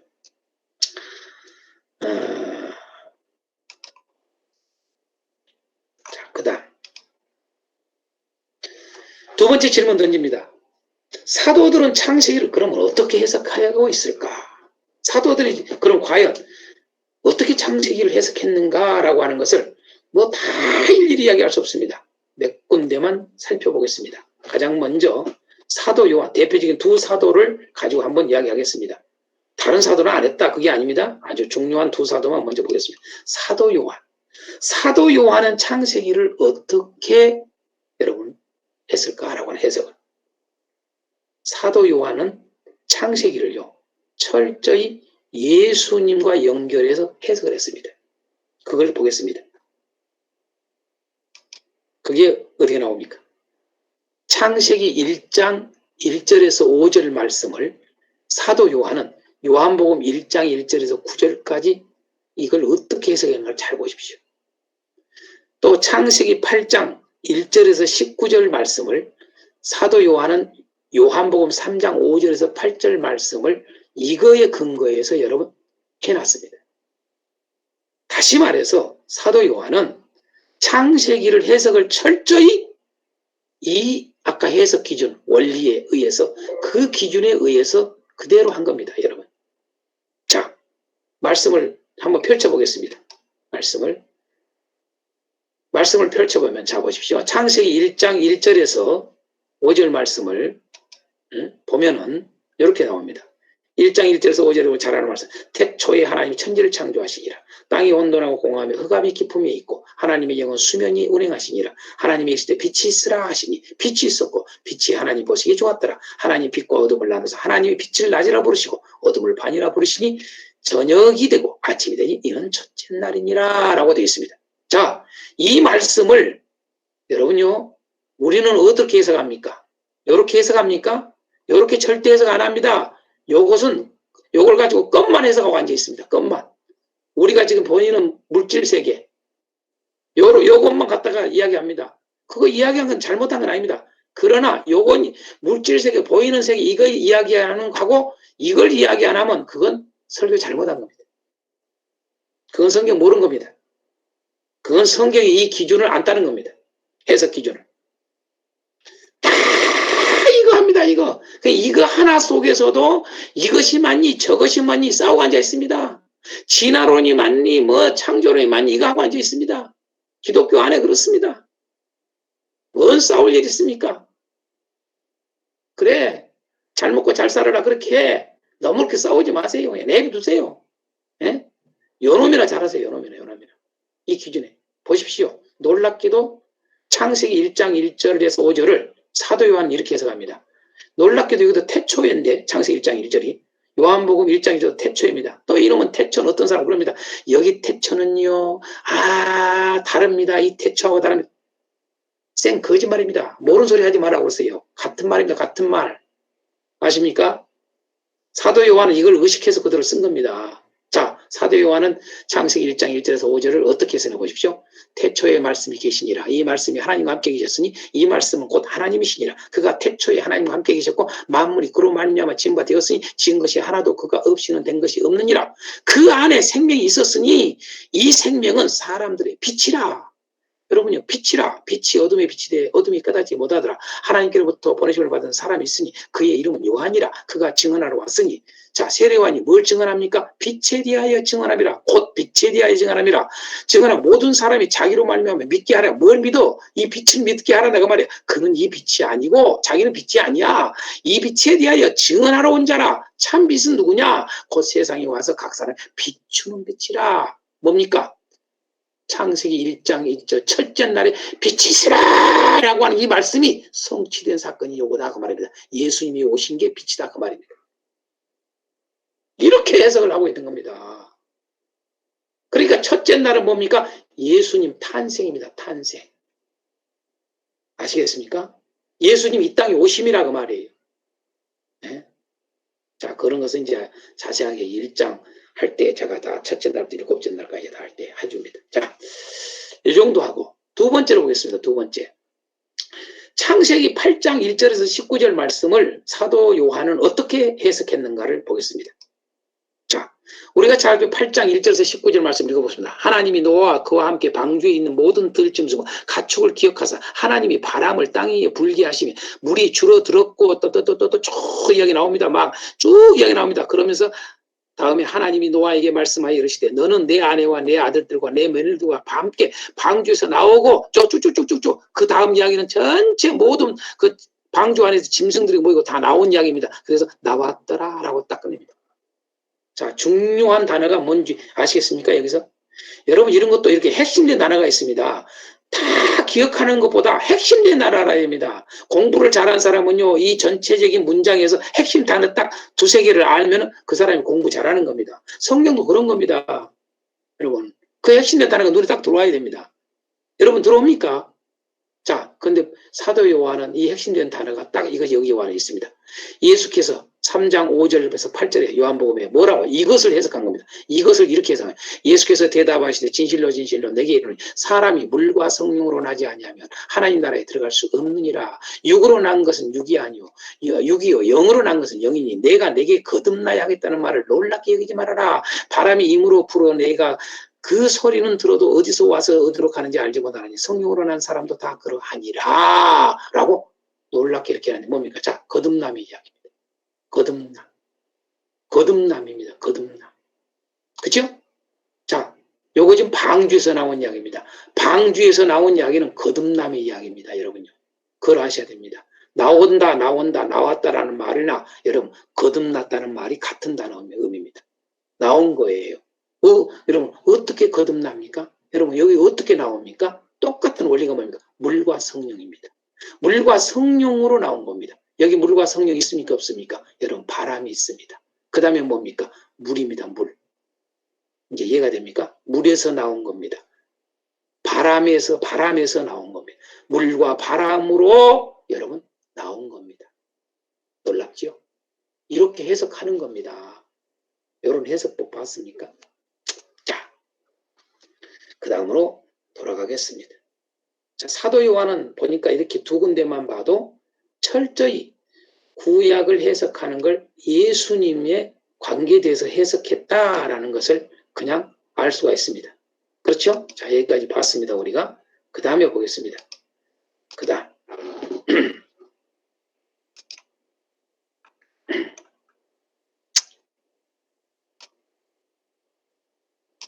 자, 이제 사도 바울을 한번 보겠습니다. 사도 바울. 사도 바울은 그러면 창세기를 어떻게 적용했는가라고 하는 겁니다. 네? 적용했다는 말이나 해석했다는 말이나 같이 연결해서 쓰면 됩니다. 사도 바울은 창세기를 어떻게 해석했는가? 자, 사도 요한은 창세기를 어떻게 해석했는가? 적용했는가를 볼 수 있었습니다. 자, 사도 바울은 여러분 어떻게 했느냐? 두 군데만 보겠습니다. 고린도후서 4장 6절 제가 보여주겠습니다. 어두운 데에 빛이 비치라 말씀하셨던 그 하나님께서 예수 그리스도의 얼굴에 있는 하나님의 영광을 아는 빛을 우리 마음에 비추셨느니라. 여러분, 사도 바울은 첫째 날인 어두운 데 빛이 비치라 첫째 날 이야기입니다. 이 사건이. 빛이 있으라 그 말 같은 말입니다. 왜? 어두운 곳에 빛을 향해서 혼돈, 어두운 그런 상황이 있잖아요. 그때 첫째 날 빛이 있으라 그랬잖아요. 그래서 여러분 빛을 비추지 않습니까? 근데 그 빛이 뭐였습니까?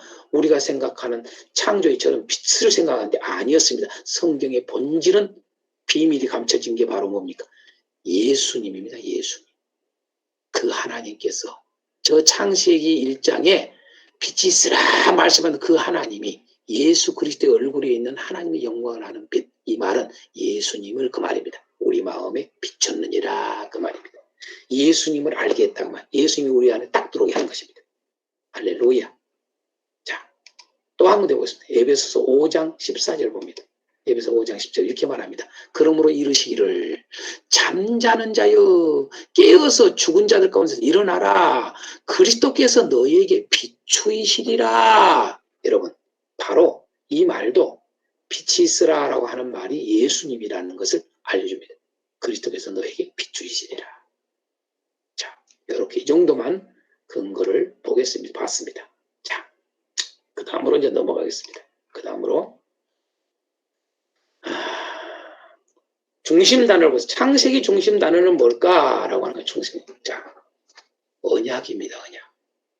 창세기는 핵심 단어가 언약. 또 다른 말로 맹세라는 단어도 있습니다. 맹세. 같은 의미입니다. 그래서 여러분 구약 성경을 보면은 이스라엘 백성들이 가장 많이 한 게 여러분 맹세가 없으면 시체입니다. 유대인들은 여러분요 역사 가운데 맹세가 최고, 목숨보다 더 중요한 맹세입니다. 맹세. 그래서 맹세는 한 번 했으면 지킵니다. 그게 유대인들의 역사입니다. 왜 그러느냐? 이 언약 때문에. 언약에서 나온 겁니다. 하나님이 맹세한 거예요.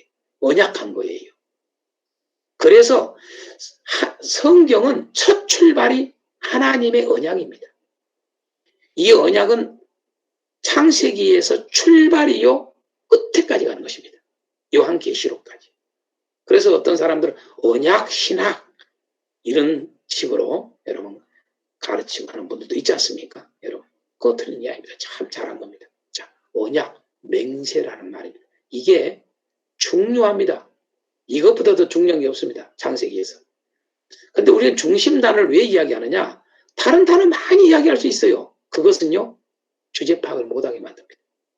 그 단어가 있다고 해서 여러분 그거 이야기해서 맞아요 그러면 안 돼. 우기지 마셔야 돼. 그런 모든 단어들은 여러분 이 언약과 연관되어 있는 것이지 여러분 그 밑에 자락에 있는 것이지 하위에 있는 것이지 여러분 하위가 이것이 위에 있는 것이 이거 이렇게 가는 게 아닙니다. 언약이라는 것을 꼭 잊지 마십시오. 자, 그 다음 그 외에 좀 보겠습니다. 그 외에 중요한 단어들. 언약이라는 단어 외에도 좀 중요한 단어들을 좀 보겠습니다.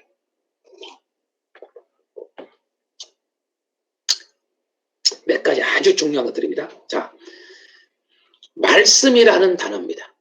말씀이라는 단어, 그 다음에 이르시되라는 말. 이제 창세기뿐만 아니라 아주 이것은 특징이 있는데 모세오경에는 말씀, 이르시되 이런 말이 아주 많습니다. 자, 말씀, 곧 이르시되 같은 말입니다. 한 100회 이상이나 쓰여졌습니다. 이 말씀을 엄청나게 강조한다. 하나님의 말씀을 강조한다 그 말이죠. 자, 결국은 이 말씀은 무엇과 연결되니? 언약과 연결되는 겁니다. 언약과 상관없는 말씀이 아니라 그 말입니다. 언약과 연결된 모든 이르시되입니다. 말씀인 것입니다. 꼭 기억해야 됩니다. 그 다음에 또 그 외에 중요한 단어가 복과 저주라는 단어입니다. 그것도 50회 이상이나 써졌습니다. 참 놀랍죠? 여러분요, 성경은 창세기 출발부터가 복약입니다. 제가 아까 얘기했잖아요. 우리가 복음 그러는데 복을 너무나도 가볍게 여겨요. 복을. 복약이야 무슨 기복주의 그래요. 아닙니다. 진짜 복이 핵심입니다. 복. 어떤 목사님들은 막 그럽니다. 우리는 하나님이 우리를 행복을 주기 위해서 그런 게 이렇게 성경을 모릅니다. 그럼 뭘 주려고 그래요? 참 웃깁니다. 행복을 주고자 여러분 성경이 기록된 겁니다. 복입니다. 복. 저주 주려고 준 게 아니라 복 주려고 그런 거예요. 그래서 저주 이야기도 있는 것은 사실은 저주를 받으라고 그런 게 아니라 복을 받기 위해서 강조법으로 쓴 것이 저주, 반대말을 쓰는 겁니다. 항상. 꼭 잊지 마세요. 반대어가 있는 것은 진짜의 단어를 강조하기 위해서 쓰고 있다. 꼭 기억하세요. 성경은요. 자, 그래서 복과 저주가 50회나 한두 번도 아니고 이렇게 많이 쓰였다는 거. 자, 이 복과 저주도 무엇과 연결했습니까? 언약과 연결되어 있습니다. 언약을 붙들고 나가면 복이고 언약을 지키지 않으면 저주입니다. 참 놀랍지요? 하나님의 그 명령을 말씀을 붙들면 복이고 안 붙들면 저주입니다. 언약과 다 연결되어 있습니다. 그 다음에 또 중요한 단어가 족보라는 단어, 자손이라는 단어입니다. 같은 관련된 겁니다. 족보, 자손은요. 족보 이야기 왜 합니까? 자손에 대한 이야기를 하기 때문에, 후손에 대한 이야기를 하기 때문에 이것도 50회 이상이나 나옵니다. 근데 놀라운 사실은 뭡니까? 성경의 이 족보는요, 여러분 이 자손이라고 하는 것은 무엇과 연결돼요? 언약과 또 연결되어 있습니다. 예. 그 족보도 우리가 알다시피 창세기에는 크게 두 흐름의 족보를 다 보여줍니다. 하나는 뭡니까? 언약의 자손의, 언약과 관련된 자손의 족보. 또 하나의 후손은 언약과 관련 없는 세상 족보입니다. 여러분. 그래서 그걸 세계 역사의 족보라고 그러시고 성경의 언약적 후손들의 족보는 구속사에 관련된 여러분 족보인 것입니다. 이걸 꼭 기억하세요. 하나님 나라의 족보입니다. 자, 마찬가지 언약과 관련되어 있다. 자, 그 다음에 또 많이 쓰고 있는 중요한 단어가 이름이라는 이름을 언급을 합니다. 자, 장소의 이름을 참 중시 여깁니다. 그 사람의 이름, 너는 아브라함이라고 그러지만 아브라함이라고 그러라. 너는 아들을 이삭이라 하라. 이름, 너는 야곱이라고 그러는데 너는 야곱이라고 그러지 말고 이제는 이스라엘이라. 이런 것들, 이름을 참으로 강조를 합니다. 이 100회 이상이나 나옵니다. 이름을 강조하는 이 단어가. 왜 그럴까요? 이름도 여러분 아시다시피 언약과 관련된 겁니다. 언약과. 참 놀랍습니다. 자, 그 다음에 중요한 단어가 뭘까요? 생육하고 번성하라라는 단어입니다. 생육하고 번성하라. 생육하고 번성하라. 잘 기억하십시오. 제가 아까 신구약의 요약을 할 때에 여러분 창세기는 생육하고 번성하라까지만 되어 있다는 것을 말했습니다. 여러분들은 그것을 주의 깊게 안 봤을 겁니다.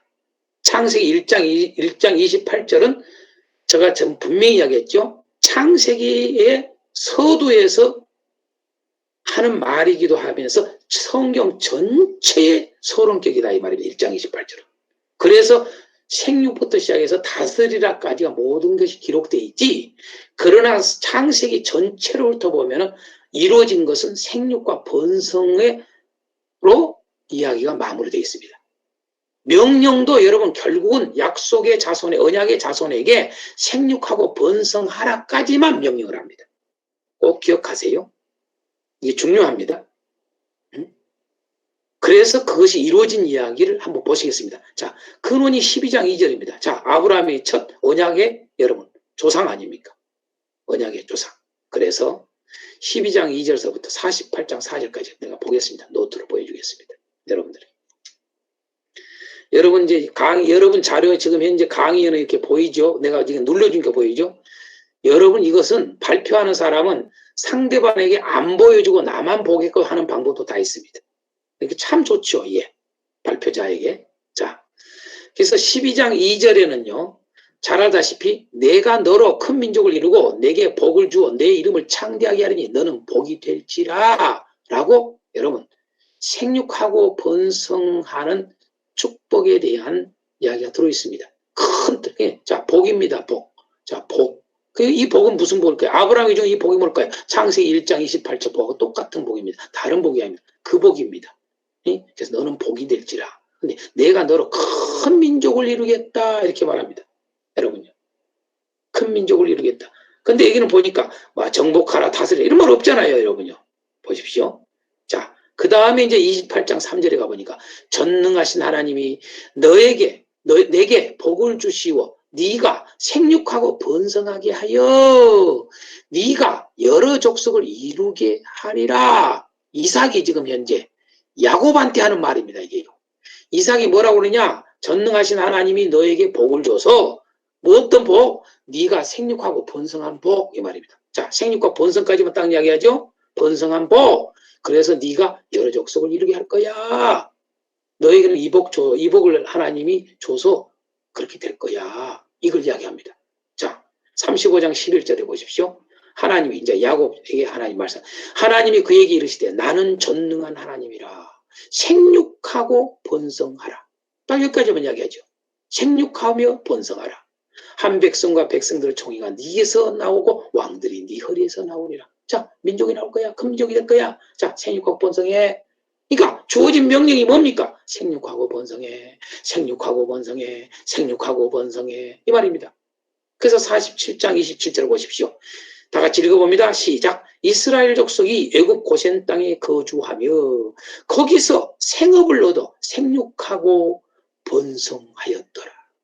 놀랍죠? 여러분요. 이스라엘 족속이 애굽의 고센 땅에 다 가서 살았는데 거기서 뭐 했다고 그럽니까? 여러분 생육하고 번성했다라고 하면 딱 써집니다. 정복하고 다스리는 말 없죠? 이 말입니다. 바로. 그대로 이제 이루어진 이야기입니다. 그래서 창세기는 생육하고 번성하는 사명입니다. 이 단계가 있습니다. 그 단계. 교회가 여러분요, 단계가 있습니다. 교회가 여러분요, 처음부터 정복하고 다스리려고 그러지 마세요. 할 수 없습니다. 아니 번성도 안 되는데 어떻게 합니까? 아니 생육도 안 됐는데 어떻게 합니까? 이런 것들 이것이 무진장이 중요한 훈련 코스입니다. 훈련 코스. 그래서 이건 개척이 아주 중요한 원리입니다. 교회를 이뤄가는 전체 목회 원리기도 합니다. 이건요, 여러분요. 목회하는데 첫 번째 하는 작업이 생육하는 작업을 해야 돼. 생육. 뭡니까? 생육이 뭐였습니까? 열심히 이거 무슨 생육입니까? 여러분 얼른 결혼 많이 시켜가지고 교인들 여러분 애 낳는 이야기입니까? 어떤 분들은 막 그렇게 이야기합니다. 뭐 그것도 일리는 있어요. 그러나 중요한 게 뭡니까? 여러분 생육은요. 예수 그리스도의 씨가 이게 부러져서 새로 응애 하고 거듭난 자들이 나와야 한다고 말입니다. 할렐루야. 그래서 생육하고 번성하도록 하는 일을 해야 됩니다. 자, 48장 4절에 내게 이르시되 내가 너로 생육하고 번성하게 하여 내게서 많은 백성이 나게 하고 내가 이 땅을 내 후손에게 주어 영원한 소유가 되게 하리라 하셨느니라 라고 여러분 누가 야곱이 죽으면서 유언합니다. 누구에게? 요셉에게. 여러분 그래서 생육하고 번성하라가 중요한 단어입니다. 마지막 그 외에 중요한 단어가 뭐냐? 창세기에서 원수의 문을 얻으리라는 이 단어가 매우 중요합니다. 왜 그러느냐? 왜 그럴까요? 여러분 이 단어가 이렇게 한 군데만 아니라 이렇게 여러 군데 있습니다. 이렇게 원수의 문을 얻으리라는 단어가 왜 이런 말을 할까? 이겁니다. 왜 이런 말을 할까? 자, 우리가 잘 아는 3장 15절은 잘 압니다. 그렇죠? 자, 한번 보겠습니다. 그래도 자, 내가 너로 여자와 원수가 되게 하고 내 후손도 여자의 후손과 원수가 되게 하리니 여자의 후손은 네 머리를 상하게 할 것이요 너는 그의 팔꿈치를 상하게 할 것이니라. 잘 아는 여자의 후손이 할 것에 대한 3장 15절 이야기입니다. 여러분 여기서 여자의 후손이 누군지 너무나 우리는 잘 압니다. 여러분 여자의 후손이 어떻게 됩니까? 원수의 문을 얻게 된 이야기입니다. 그렇죠? 같은 말입니다. 원수의 문. 원수가 되게 한다. 원수를 갖다가 여러분요 이기는 거예요. 자, 그런데 보세요. 22장 17절 읽어봅니다. 내가 내게 큰 복을 주고 내 씨가 크게 번성하여 하늘의 별과 같고 바닷가의 모래와 같게 하리니 네 씨가 지금 이게 네 씨가 그 대적의 성문을 차지하리라. 이게 대적입니다. 원수의 문 그 말입니다. 같은 말입니다. 네 씨가 이렇게 말하면 이게 누가 지금 말한 겁니까? 하나님이 아브라함에게 약속한 겁니다. 왜? 독자 이삭을 바치고 나서 하나님이 네가 나를 경외하는 거 인지 알았다 그러면서 하나님이 이 말씀을 딱 하는 겁니다. 네 씨가 그 대적의 성문을 차지하리라. 네 씨가 원수의 문을 얻으리라. 이 말입니다. 왜 이 말할까요? 여러분요. 정복에서 다스리는 이야기입니다. 그렇죠? 이게 앞으로 있을 거라 이거죠. 이 씨가. 할렐루야. 여자의 후손. 네 씨 같은 말입니다. 예수 그리스도. 자, 24장 60절. 리브가에게 축복하여 이르되 여러분 우리 누이여 너는 천만인의 어머니가 지금은 누굽니까? 리브가는 이삭의 아내를 삼기 위해서 지금 여러분 아브라함이 보냈는데 리브가잖아요. 그런데 뭐예요? 리브가를 데리고 오려고 그러는데 어떻게 됩니까? 그 리브가의 여러분요 누가 오빠가 나반이요 나반 우리 누이여 너는 천만인의 어머니가 될지어다. 여러분요, 여러분 아까 이야기한 민족을 이루라 이 말과 참 연결되죠. 그런데 뭐라고 딱 말합니까? 네 씨로 그 원수의 성문을 얻게 할지어다. 같은 말이죠. 왜 이런 말을 했을까? 다 바로 하나님 나라 이 언약과 연결된 것입니다. 마지막 49장 8절 유다야 너는 내 형제의 찬송이 될지라 네 손이 내 원수의 목을 잡을 것이요 네 아버지 아들들이 네 앞에서 절하리로다. 자, 원수의 목을 잡는다. 원수의 문을 얻는다. 같은 말입니다. 이 말이면 누가 합니까? 야곱이가 죽으면서 마지막 창세기 마지막 부분에 12아들을 축복하면서 유언하는 내용 아닙니까? 그런데 유일하게 유다에게만 이야기를 합니다. 네 원수의 목을 잡을 것이다. 원수의 문을 얻을 것이다. 원수를 무너뜨릴 것이다. 그래서 이대로 됩니까? 안 됩니까? 왜 유다에게 했습니까? 아시지 않습니까? 여러분 다 이 씨와 연결되는 겁니다. 예수 그리스도입니다. 유다에게서 나오지 않습니까?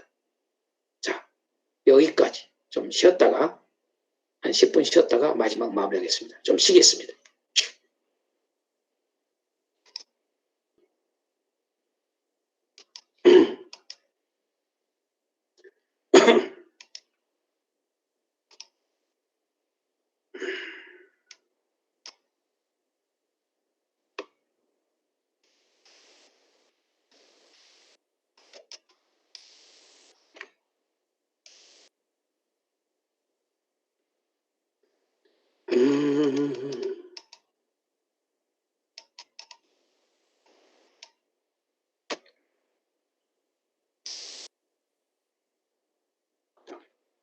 주제를 하겠습니다. 주제. 주제는 뭐냐? 창세기의 주제는 언약과 하나님 나라입니다. 언약과 하나님 나라.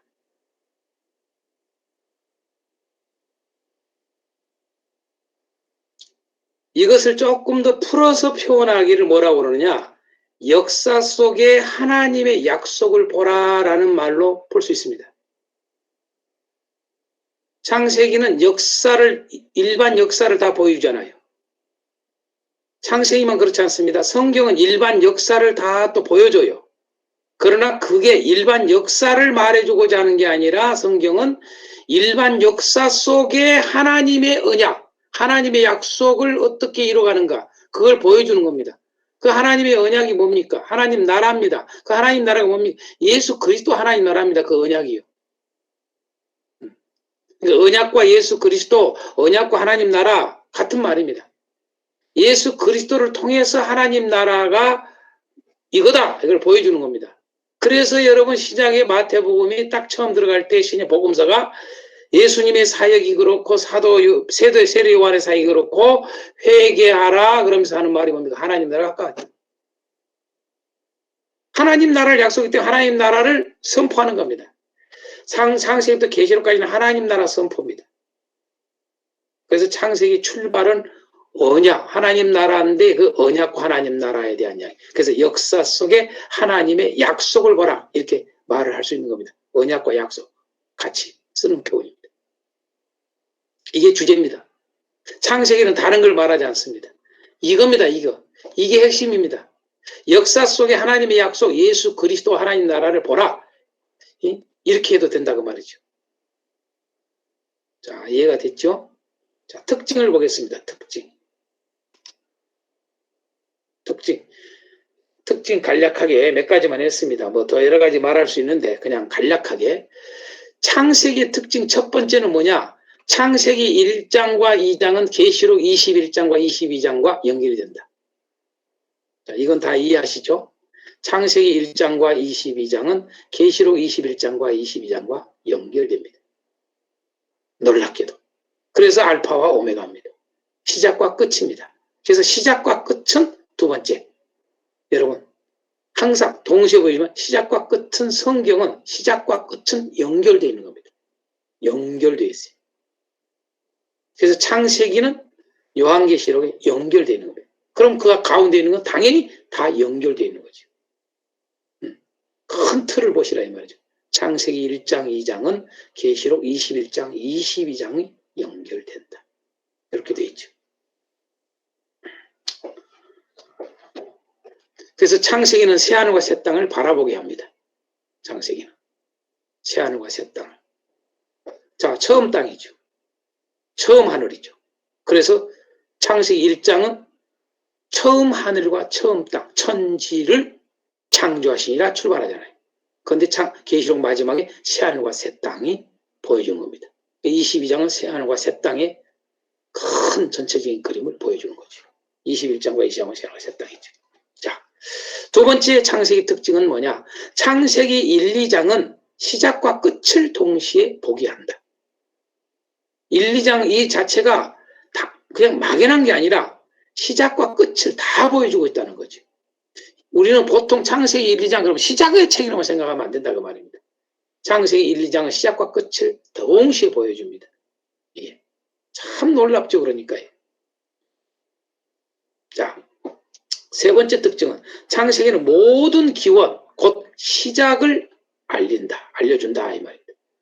창세기는 모든 기원을 알려준다. 시작을 알려준다. 기원이라는 말, 시작이라는 말 같은 말이죠. 그래서 우리가 히브리어는 뭡니까? 베레시트라죠. 베레시트라고 이렇게 쓰지 않습니까? 베레시트. 많이 들어본 말입니다. 헬라어는 게네시스란 말입니다. 영어로는 제네시스는 그럽니까? 여러분 제네시스 차 있지 않습니까? 현대에서 만든 제네시스. 제가 타고 다니는 차가 제네시스 아닙니까?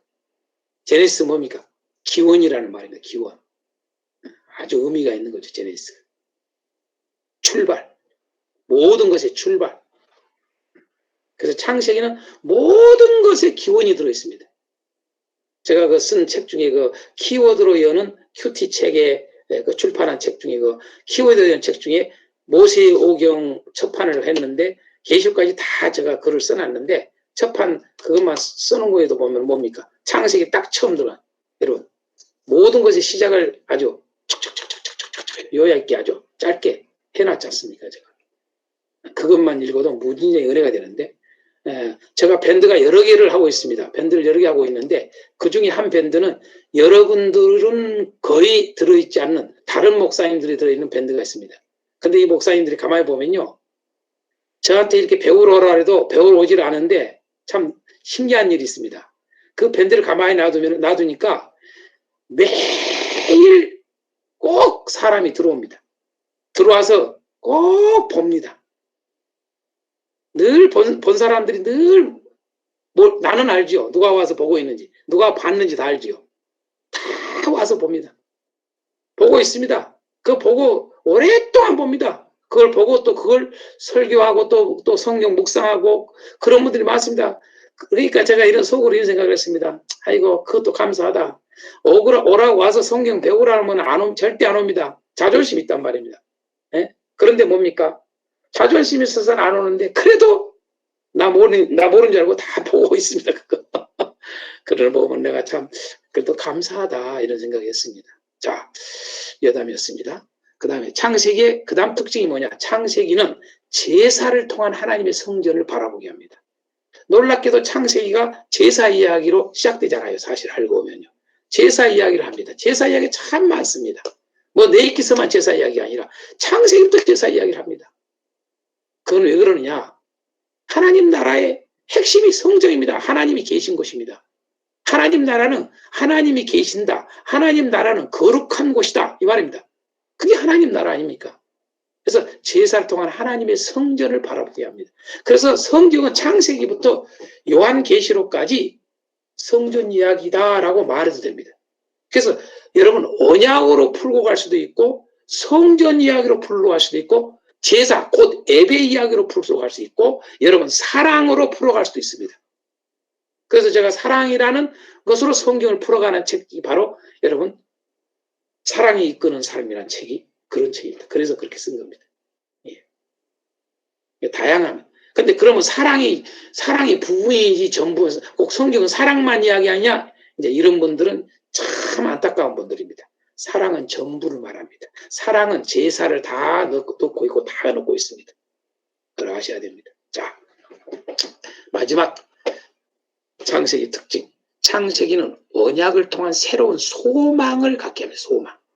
이 언약을 통해서 약속을 통해서 새로운 소망을 갖게 합니다. 이게 이제 놀라운 사실입니다. 자, 뭐 거의 비슷비슷하게 다 바라보게 한다, 보게 한다, 알린다, 바라보게 한다, 소망 같은 말들입니다. 사실은요. 자, 이 정도로 하고 마지막 구조. 이제 구조가 참 중요합니다. 구조가.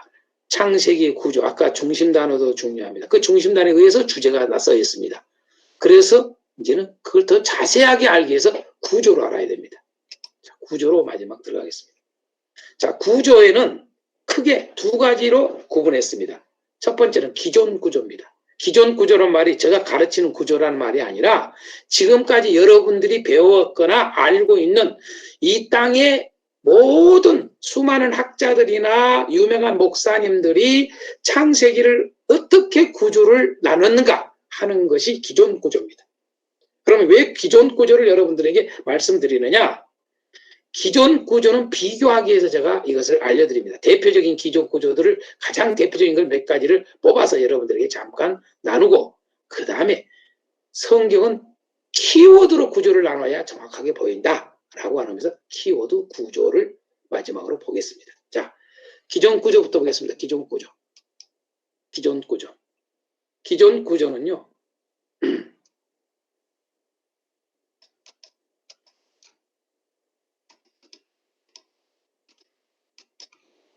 기존 구조. 크게 기존 구조가요. 거의 다 일치합니다. 여기에서 벗어나서 이야기한 사람이 없습니다. 거의. 그러니까 이거에서 벗어난 사람들은 기존 구조에서 벗어나서 이야기한 사람들은 다 엉뚱깽뚱한 사람들입니다. 그런 건 아예 쳐다볼 필요 없고 기존 구조가 다 여기에 다 들어갑니다. 어떤 학자든지 누구든 간에. 자, 크게 창세기를 둘로 나눕니다. 다 대부분 그렇습니다. 둘로. 1장에서 11장, 12장에서 50장. 둘로 나눕니다. 둘로. 그 둘로 어떻게 나누느냐? 태초의 역사다. 첫 부분은. 그래서 태고사라고 합니다. 태고사. 태초의 역사. 그 다음에 12장에서 50장. 두 번째 단락은 족장들의 역사다. 그래서 족장사. 그래서 창세기는 태고사와 족장사를 말하고 있다. 이렇게 말합니다. 벌써 보십시오. 성경 해석의 기준에 의하면 이게 얼마나 가벼운 이야기입니까? 너무나도 뭐 일리가 있어요. 맞는 말이에요. 그러나 아주 작은 부분적 이야기란 말입니다. 창세기는 이 이야기하기 위해서 쓴 게 아니라고 말입니다. 태초의 역사를 말하기 위해서 쓴 것도 아니고 족장들의 역사를 말하기 위해서 쓴 게 아닙니다. 쓰고 있지만 그것이 강조점이 아니다 그 말입니다. 이것으로 두면은 창세기를 모른다 그 말입니다. 그러다 보니까 여러분 이 두 장을 어떻게 여러분 어떤 사람 표현하냐? 사건 중심이다. 첫 번째 단락은 사건 중심이요. 두 번째 단락은 사람 중심이다. 이렇게 또 분리한 사람이 있습니다. 제가 물어볼게요. 여러분 첫 번째 단락 1장에서 11장에는 사람 이야기가 없습니까? 또 여기는 사람 중심입니까? 사건 중심 아닐까요? 사건 없습니까? 족장들의 역사에. 여기도 사건 중심이 있고 여기도 사람 중심이 있고 다 있습니다. 말도 안 되는 이야기들입니다. 이런 기어다. 이게 말장난 그럽니다. 제가 말장난. 무슨 의미가 있냐 말입니다. 이건 수준이 유치원생 수준이다. 그만 이런 거죠. 이런 거. 아시겠습니까? 성경을 껍만 이야기, 껍만, 껍데기. 그러니까 껍데기만 하니까 여러분요 예수쟁이가 안 되는 겁니다. 절대. 뭔가는 성경은 안 것 같던데 성경이 뭡니까 여러분요? 이단들도 성경 엄청나게 많이 합니다. 또 어떤 사람은 이건 원시 역사입니다. 조금 이렇게 표현만 다를 뿐입니다. 태고사, 태초 역사, 원시 역사, 족장 역사 이렇게 말합니다. 꼭 이런 거 쓴 사람들이 여러분 조금 비평학자들 속에서 나온 이야기들. 자, 어찌됐든 이걸 조금 더 크게 둘로 본 사람들이 대부분이고 이걸 조금 더 구체적으로 확장을 시킨 것이 이제 그 다음 적입니다. 여러분. 자.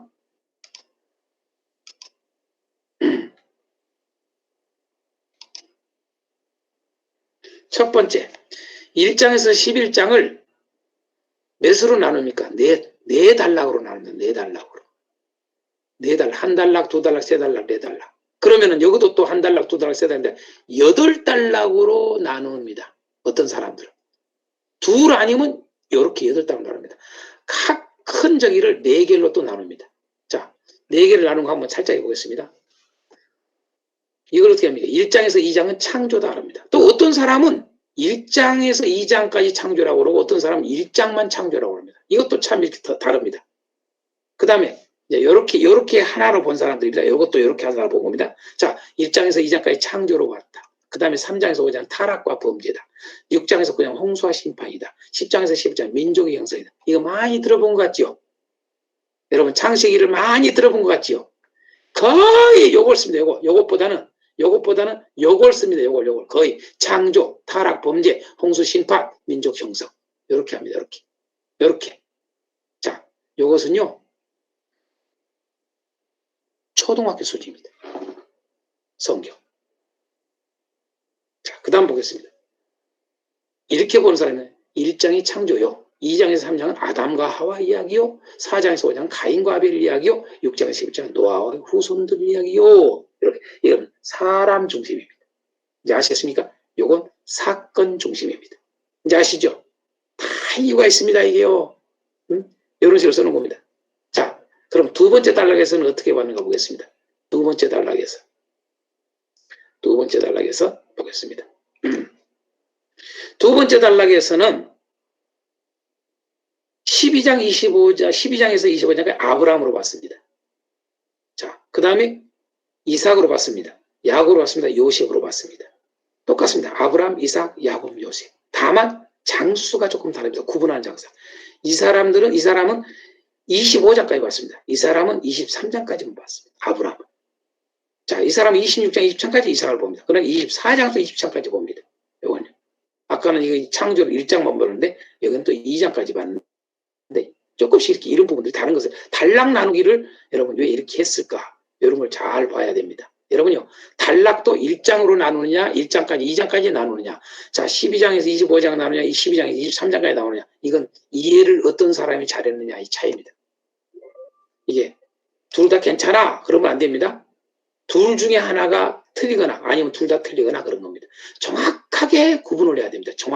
정확하게 구분을 하는 것은 그 단락을 정확하게 구분하는 방법은 다른 게 없습니다. 키워드입니다.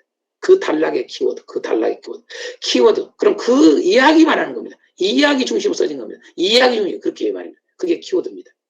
그걸 알면 키워드를, 단락도 정확하게 달게 되고 정확한 제목을 달게 되는 겁니다. 자, 어쨌든 여기까지 기존 구조입니다. 기존 구조.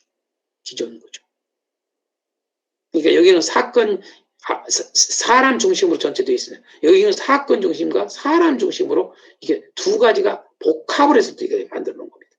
자, 참고만 하시기 바랍니다. 그 다음에 그러면 이제 어떻게 됩니까? 우리가 잘 아는 키워드로 여러분 보겠습니다. 키워드로의 구조는 어떤가? 이걸 보겠습니다.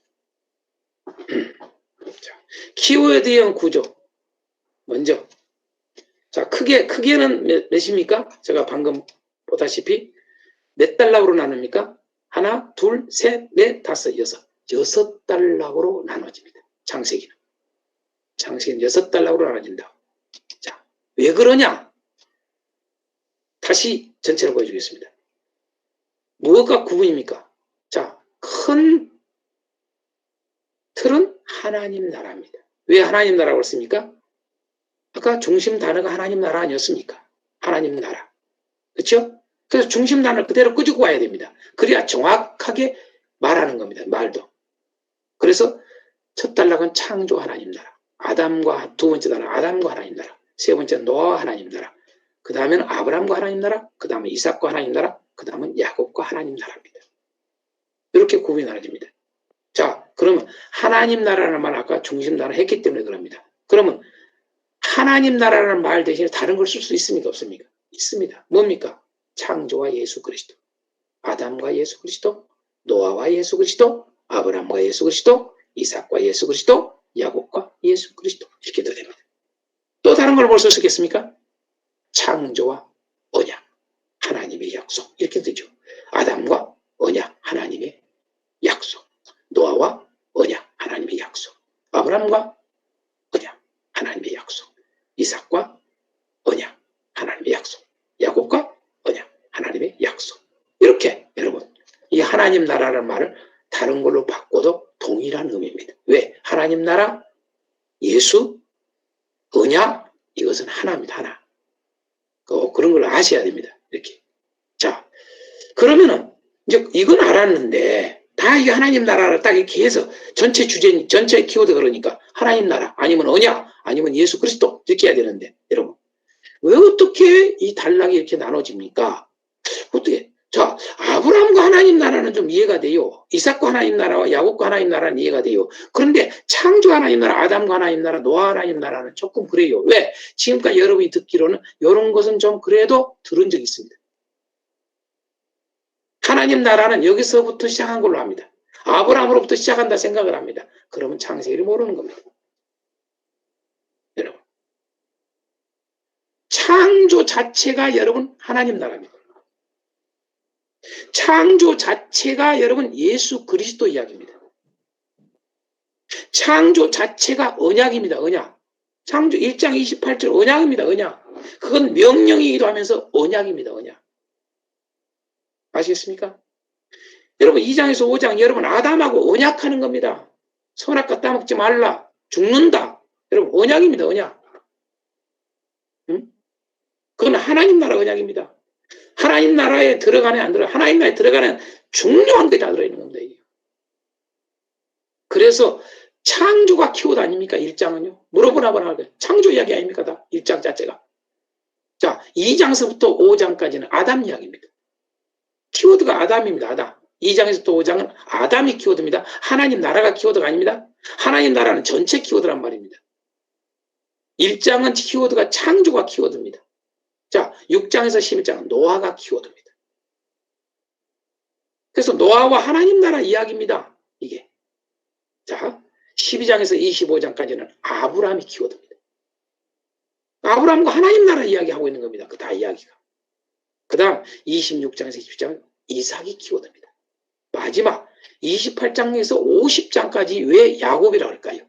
이제 여기까지, 자, 요것도 처음에 이해가 안 됐지만 이해됐을 겁니다. 근데 요건 또 이해가 되는데, 왜 야곱하고 28장, 그 다음에 뭐 한 37장서부터라든가 아니면 뭐 6장, 5장서부터라도 뭐 좀 이렇게 해가지고 요셉과 하나님 나라 이해야 되지 않습니까, 목사님? 왜 이럴까요? 그건 성경을 모르는 겁니다. 창세기를.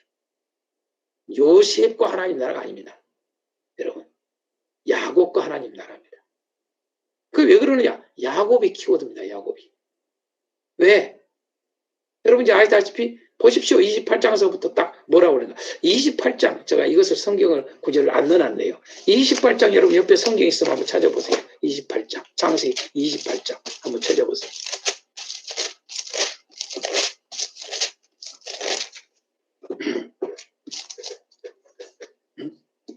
28장 한번 찾아보세요.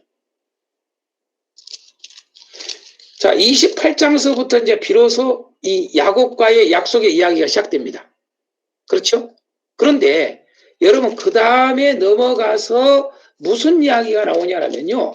가다가 중간에 여러분 야곱의 옛날에 성경은 약전이라 이렇게 말이 나옵니다. 약전. 약전. 그렇죠? 이게 야곱의 족본이라 같은 말입니다. 예? 야곱의 족본이라. 이 말이 여러분요, 뒤에 가서 나옵니다.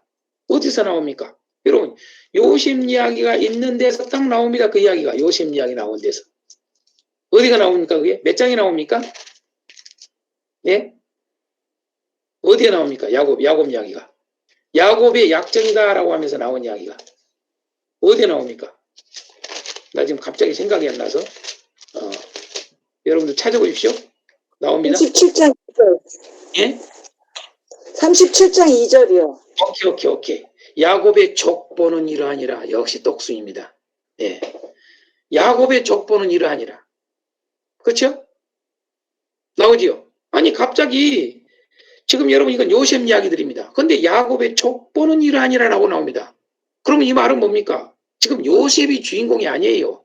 야곱이 주인공이에요. 왜? 아까 이야기했죠. 족보는 뭐가 관련되어 있습니까? 하나님 언약과 관련되어 있습니다. 야곱의 족보는 이러하니라 하면서 쭉 요셉 이야기를 합니다. 그래가지고 야곱의 이야기가 계속 이어진 것이 여러분 끝까지 나옵니다. 자, 그러면 요셉 이야기는 뭐냐? 야곱하고 하나님이 언약 이야기입니다. 이게 지금 28장서부터 50장은 하나님이 야곱하고 언약을 한 겁니다. 다시 말해서 하나님과 예수의 약속입니다. 하나님과 하나님 나라 약속입니다. 야곱과. 그런데 그 하나님의 나라를 야곱이 하나님과의 언약을 하는데 뭐냐? 요셉을 통해서 그걸 이룰 것을 보여주는 겁니다. 그래서 요셉은 무슨 그림자입니까? 예수 그리스도의 그림자입니다. 이제 아시겠습니까? 좀 더 이야기할게요. 그 증거를. 왜 야곱과 하나님 나라인가? 자, 요셉의 생애를 쭉 30장 이렇게 나오는 데부터 시작해서 나오는데 갑자기 그 다음 장에 누구 나옵니까? 요셉 이야기가 아닙니다. 절대. 잘 알다시피 유다 이야기입니다.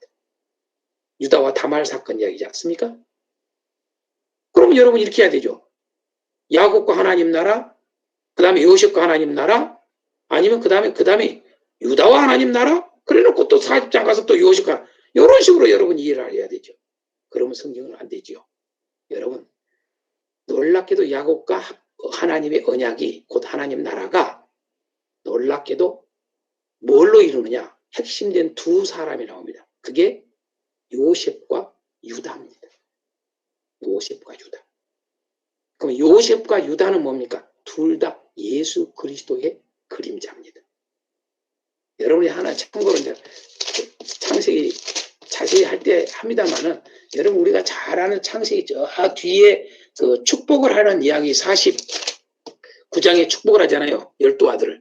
축복하는 이야기 속에서 요셉의 축복하는 이야기가 요즘 성경보다는 개정 개혁판보다는 개혁, 한글 개혁을 보십시오. 그게 올바른 해석입니다. 성경. 좀 지금 해석 개정 개혁 개정판은 이 요셉에 대한 애언에 대한 이야기가 잘못 기록됐습니다. 그건 성경 내용을 잘못할 때 그런 겁니다. 그렇게 되버려요. 자, 이쯤 되면은 이제 키워드의 구조가 이렇다는 걸 이제 알아야 됩니다. 창조와 언약, 하나님의 언약, 아담과 하나님의 언약, 노아와 하나님의 언약, 아브라함과 하나님의 언약, 이삭과 하나님의 언약, 야곱과 하나님의 언약. 이렇게 해도 된다고 말해요. 같은 말입니다. 하나님 나라. 왜? 아까 키워드가 중심 단어가 전체 기도가 언약이었으니까. 그러나 나는 여러분들이 하나님 나라라고 또 이렇게 써놨어요. 그렇죠? 자, 그런 것은 빨리 알아채리라고, 눈치채시라고 제가 다양하게 이것을 보여주고자 일부러 해놓은 겁니다. 자, 여기까지 공부를 일단은 오늘 창세기의 개요를 여러분에게 마쳤습니다. 그래서 여러분들이 이런 것들은 이렇게 오늘 강의를 들은 것을 여러분 기록을 했을 겁니다. 이렇게 옆에다가 쭉 기록을 했을 겁니다. 기록을 한 것을 여러분들이 노트화식으로 해서 이렇게 누르면 그 방법이 다 있습니다. 첨부 어떻게 하는가 그런 것. 꼭 여러분들이 이런 방법을 좀 알고 싶다면 이 성경 공부 말고 별도로 언제 시간을 좀 요번 주라든가 이렇게 이번 주에 낮에 제가 시간을 한번 할애를 해서 좀 간단한 부분들 중요한 것들은 좀 제가 이걸 영상으로 이렇게 같이 하면서 좀 가르쳐주고 싶습니다. 구체적으로 중요한 것들은 여러분 저도 이 싱크와이저를 이렇게 활용한 게 여러분하고 비슷합니다. 제가 알게 된 게 지금 현재 불과 알게 된 게 한 달뿐이 안 됩니다. 딱 한 달 됐는데 그때 이것을 저는 교육을 여러분은 이렇게 한 번에 딱 끝냈습니다만 뭐 처음에 뭐 좀 뭐냐면 예비 과정하고 그 다음에 그때는 그냥 일반적이죠. 이런 활용법 이런 게 아니라 그 다음에 이제 활용법 그 두 번 강의 듣고 여러분 제가 이거 공부한 겁니다. 그렇게 해서 지금 만들어서 여러분이 강의하지 않습니까? 예? 여러분도 다 할 수 있어요. 그래야 하시고 자 요것은 일단은 강의는 마치고 일단은 다시 화면으로 돌아가겠습니다. 여러분 다 음성을 켜주시기 바랍니다. 음성을 켜주세요. 음성을 다 켜주시고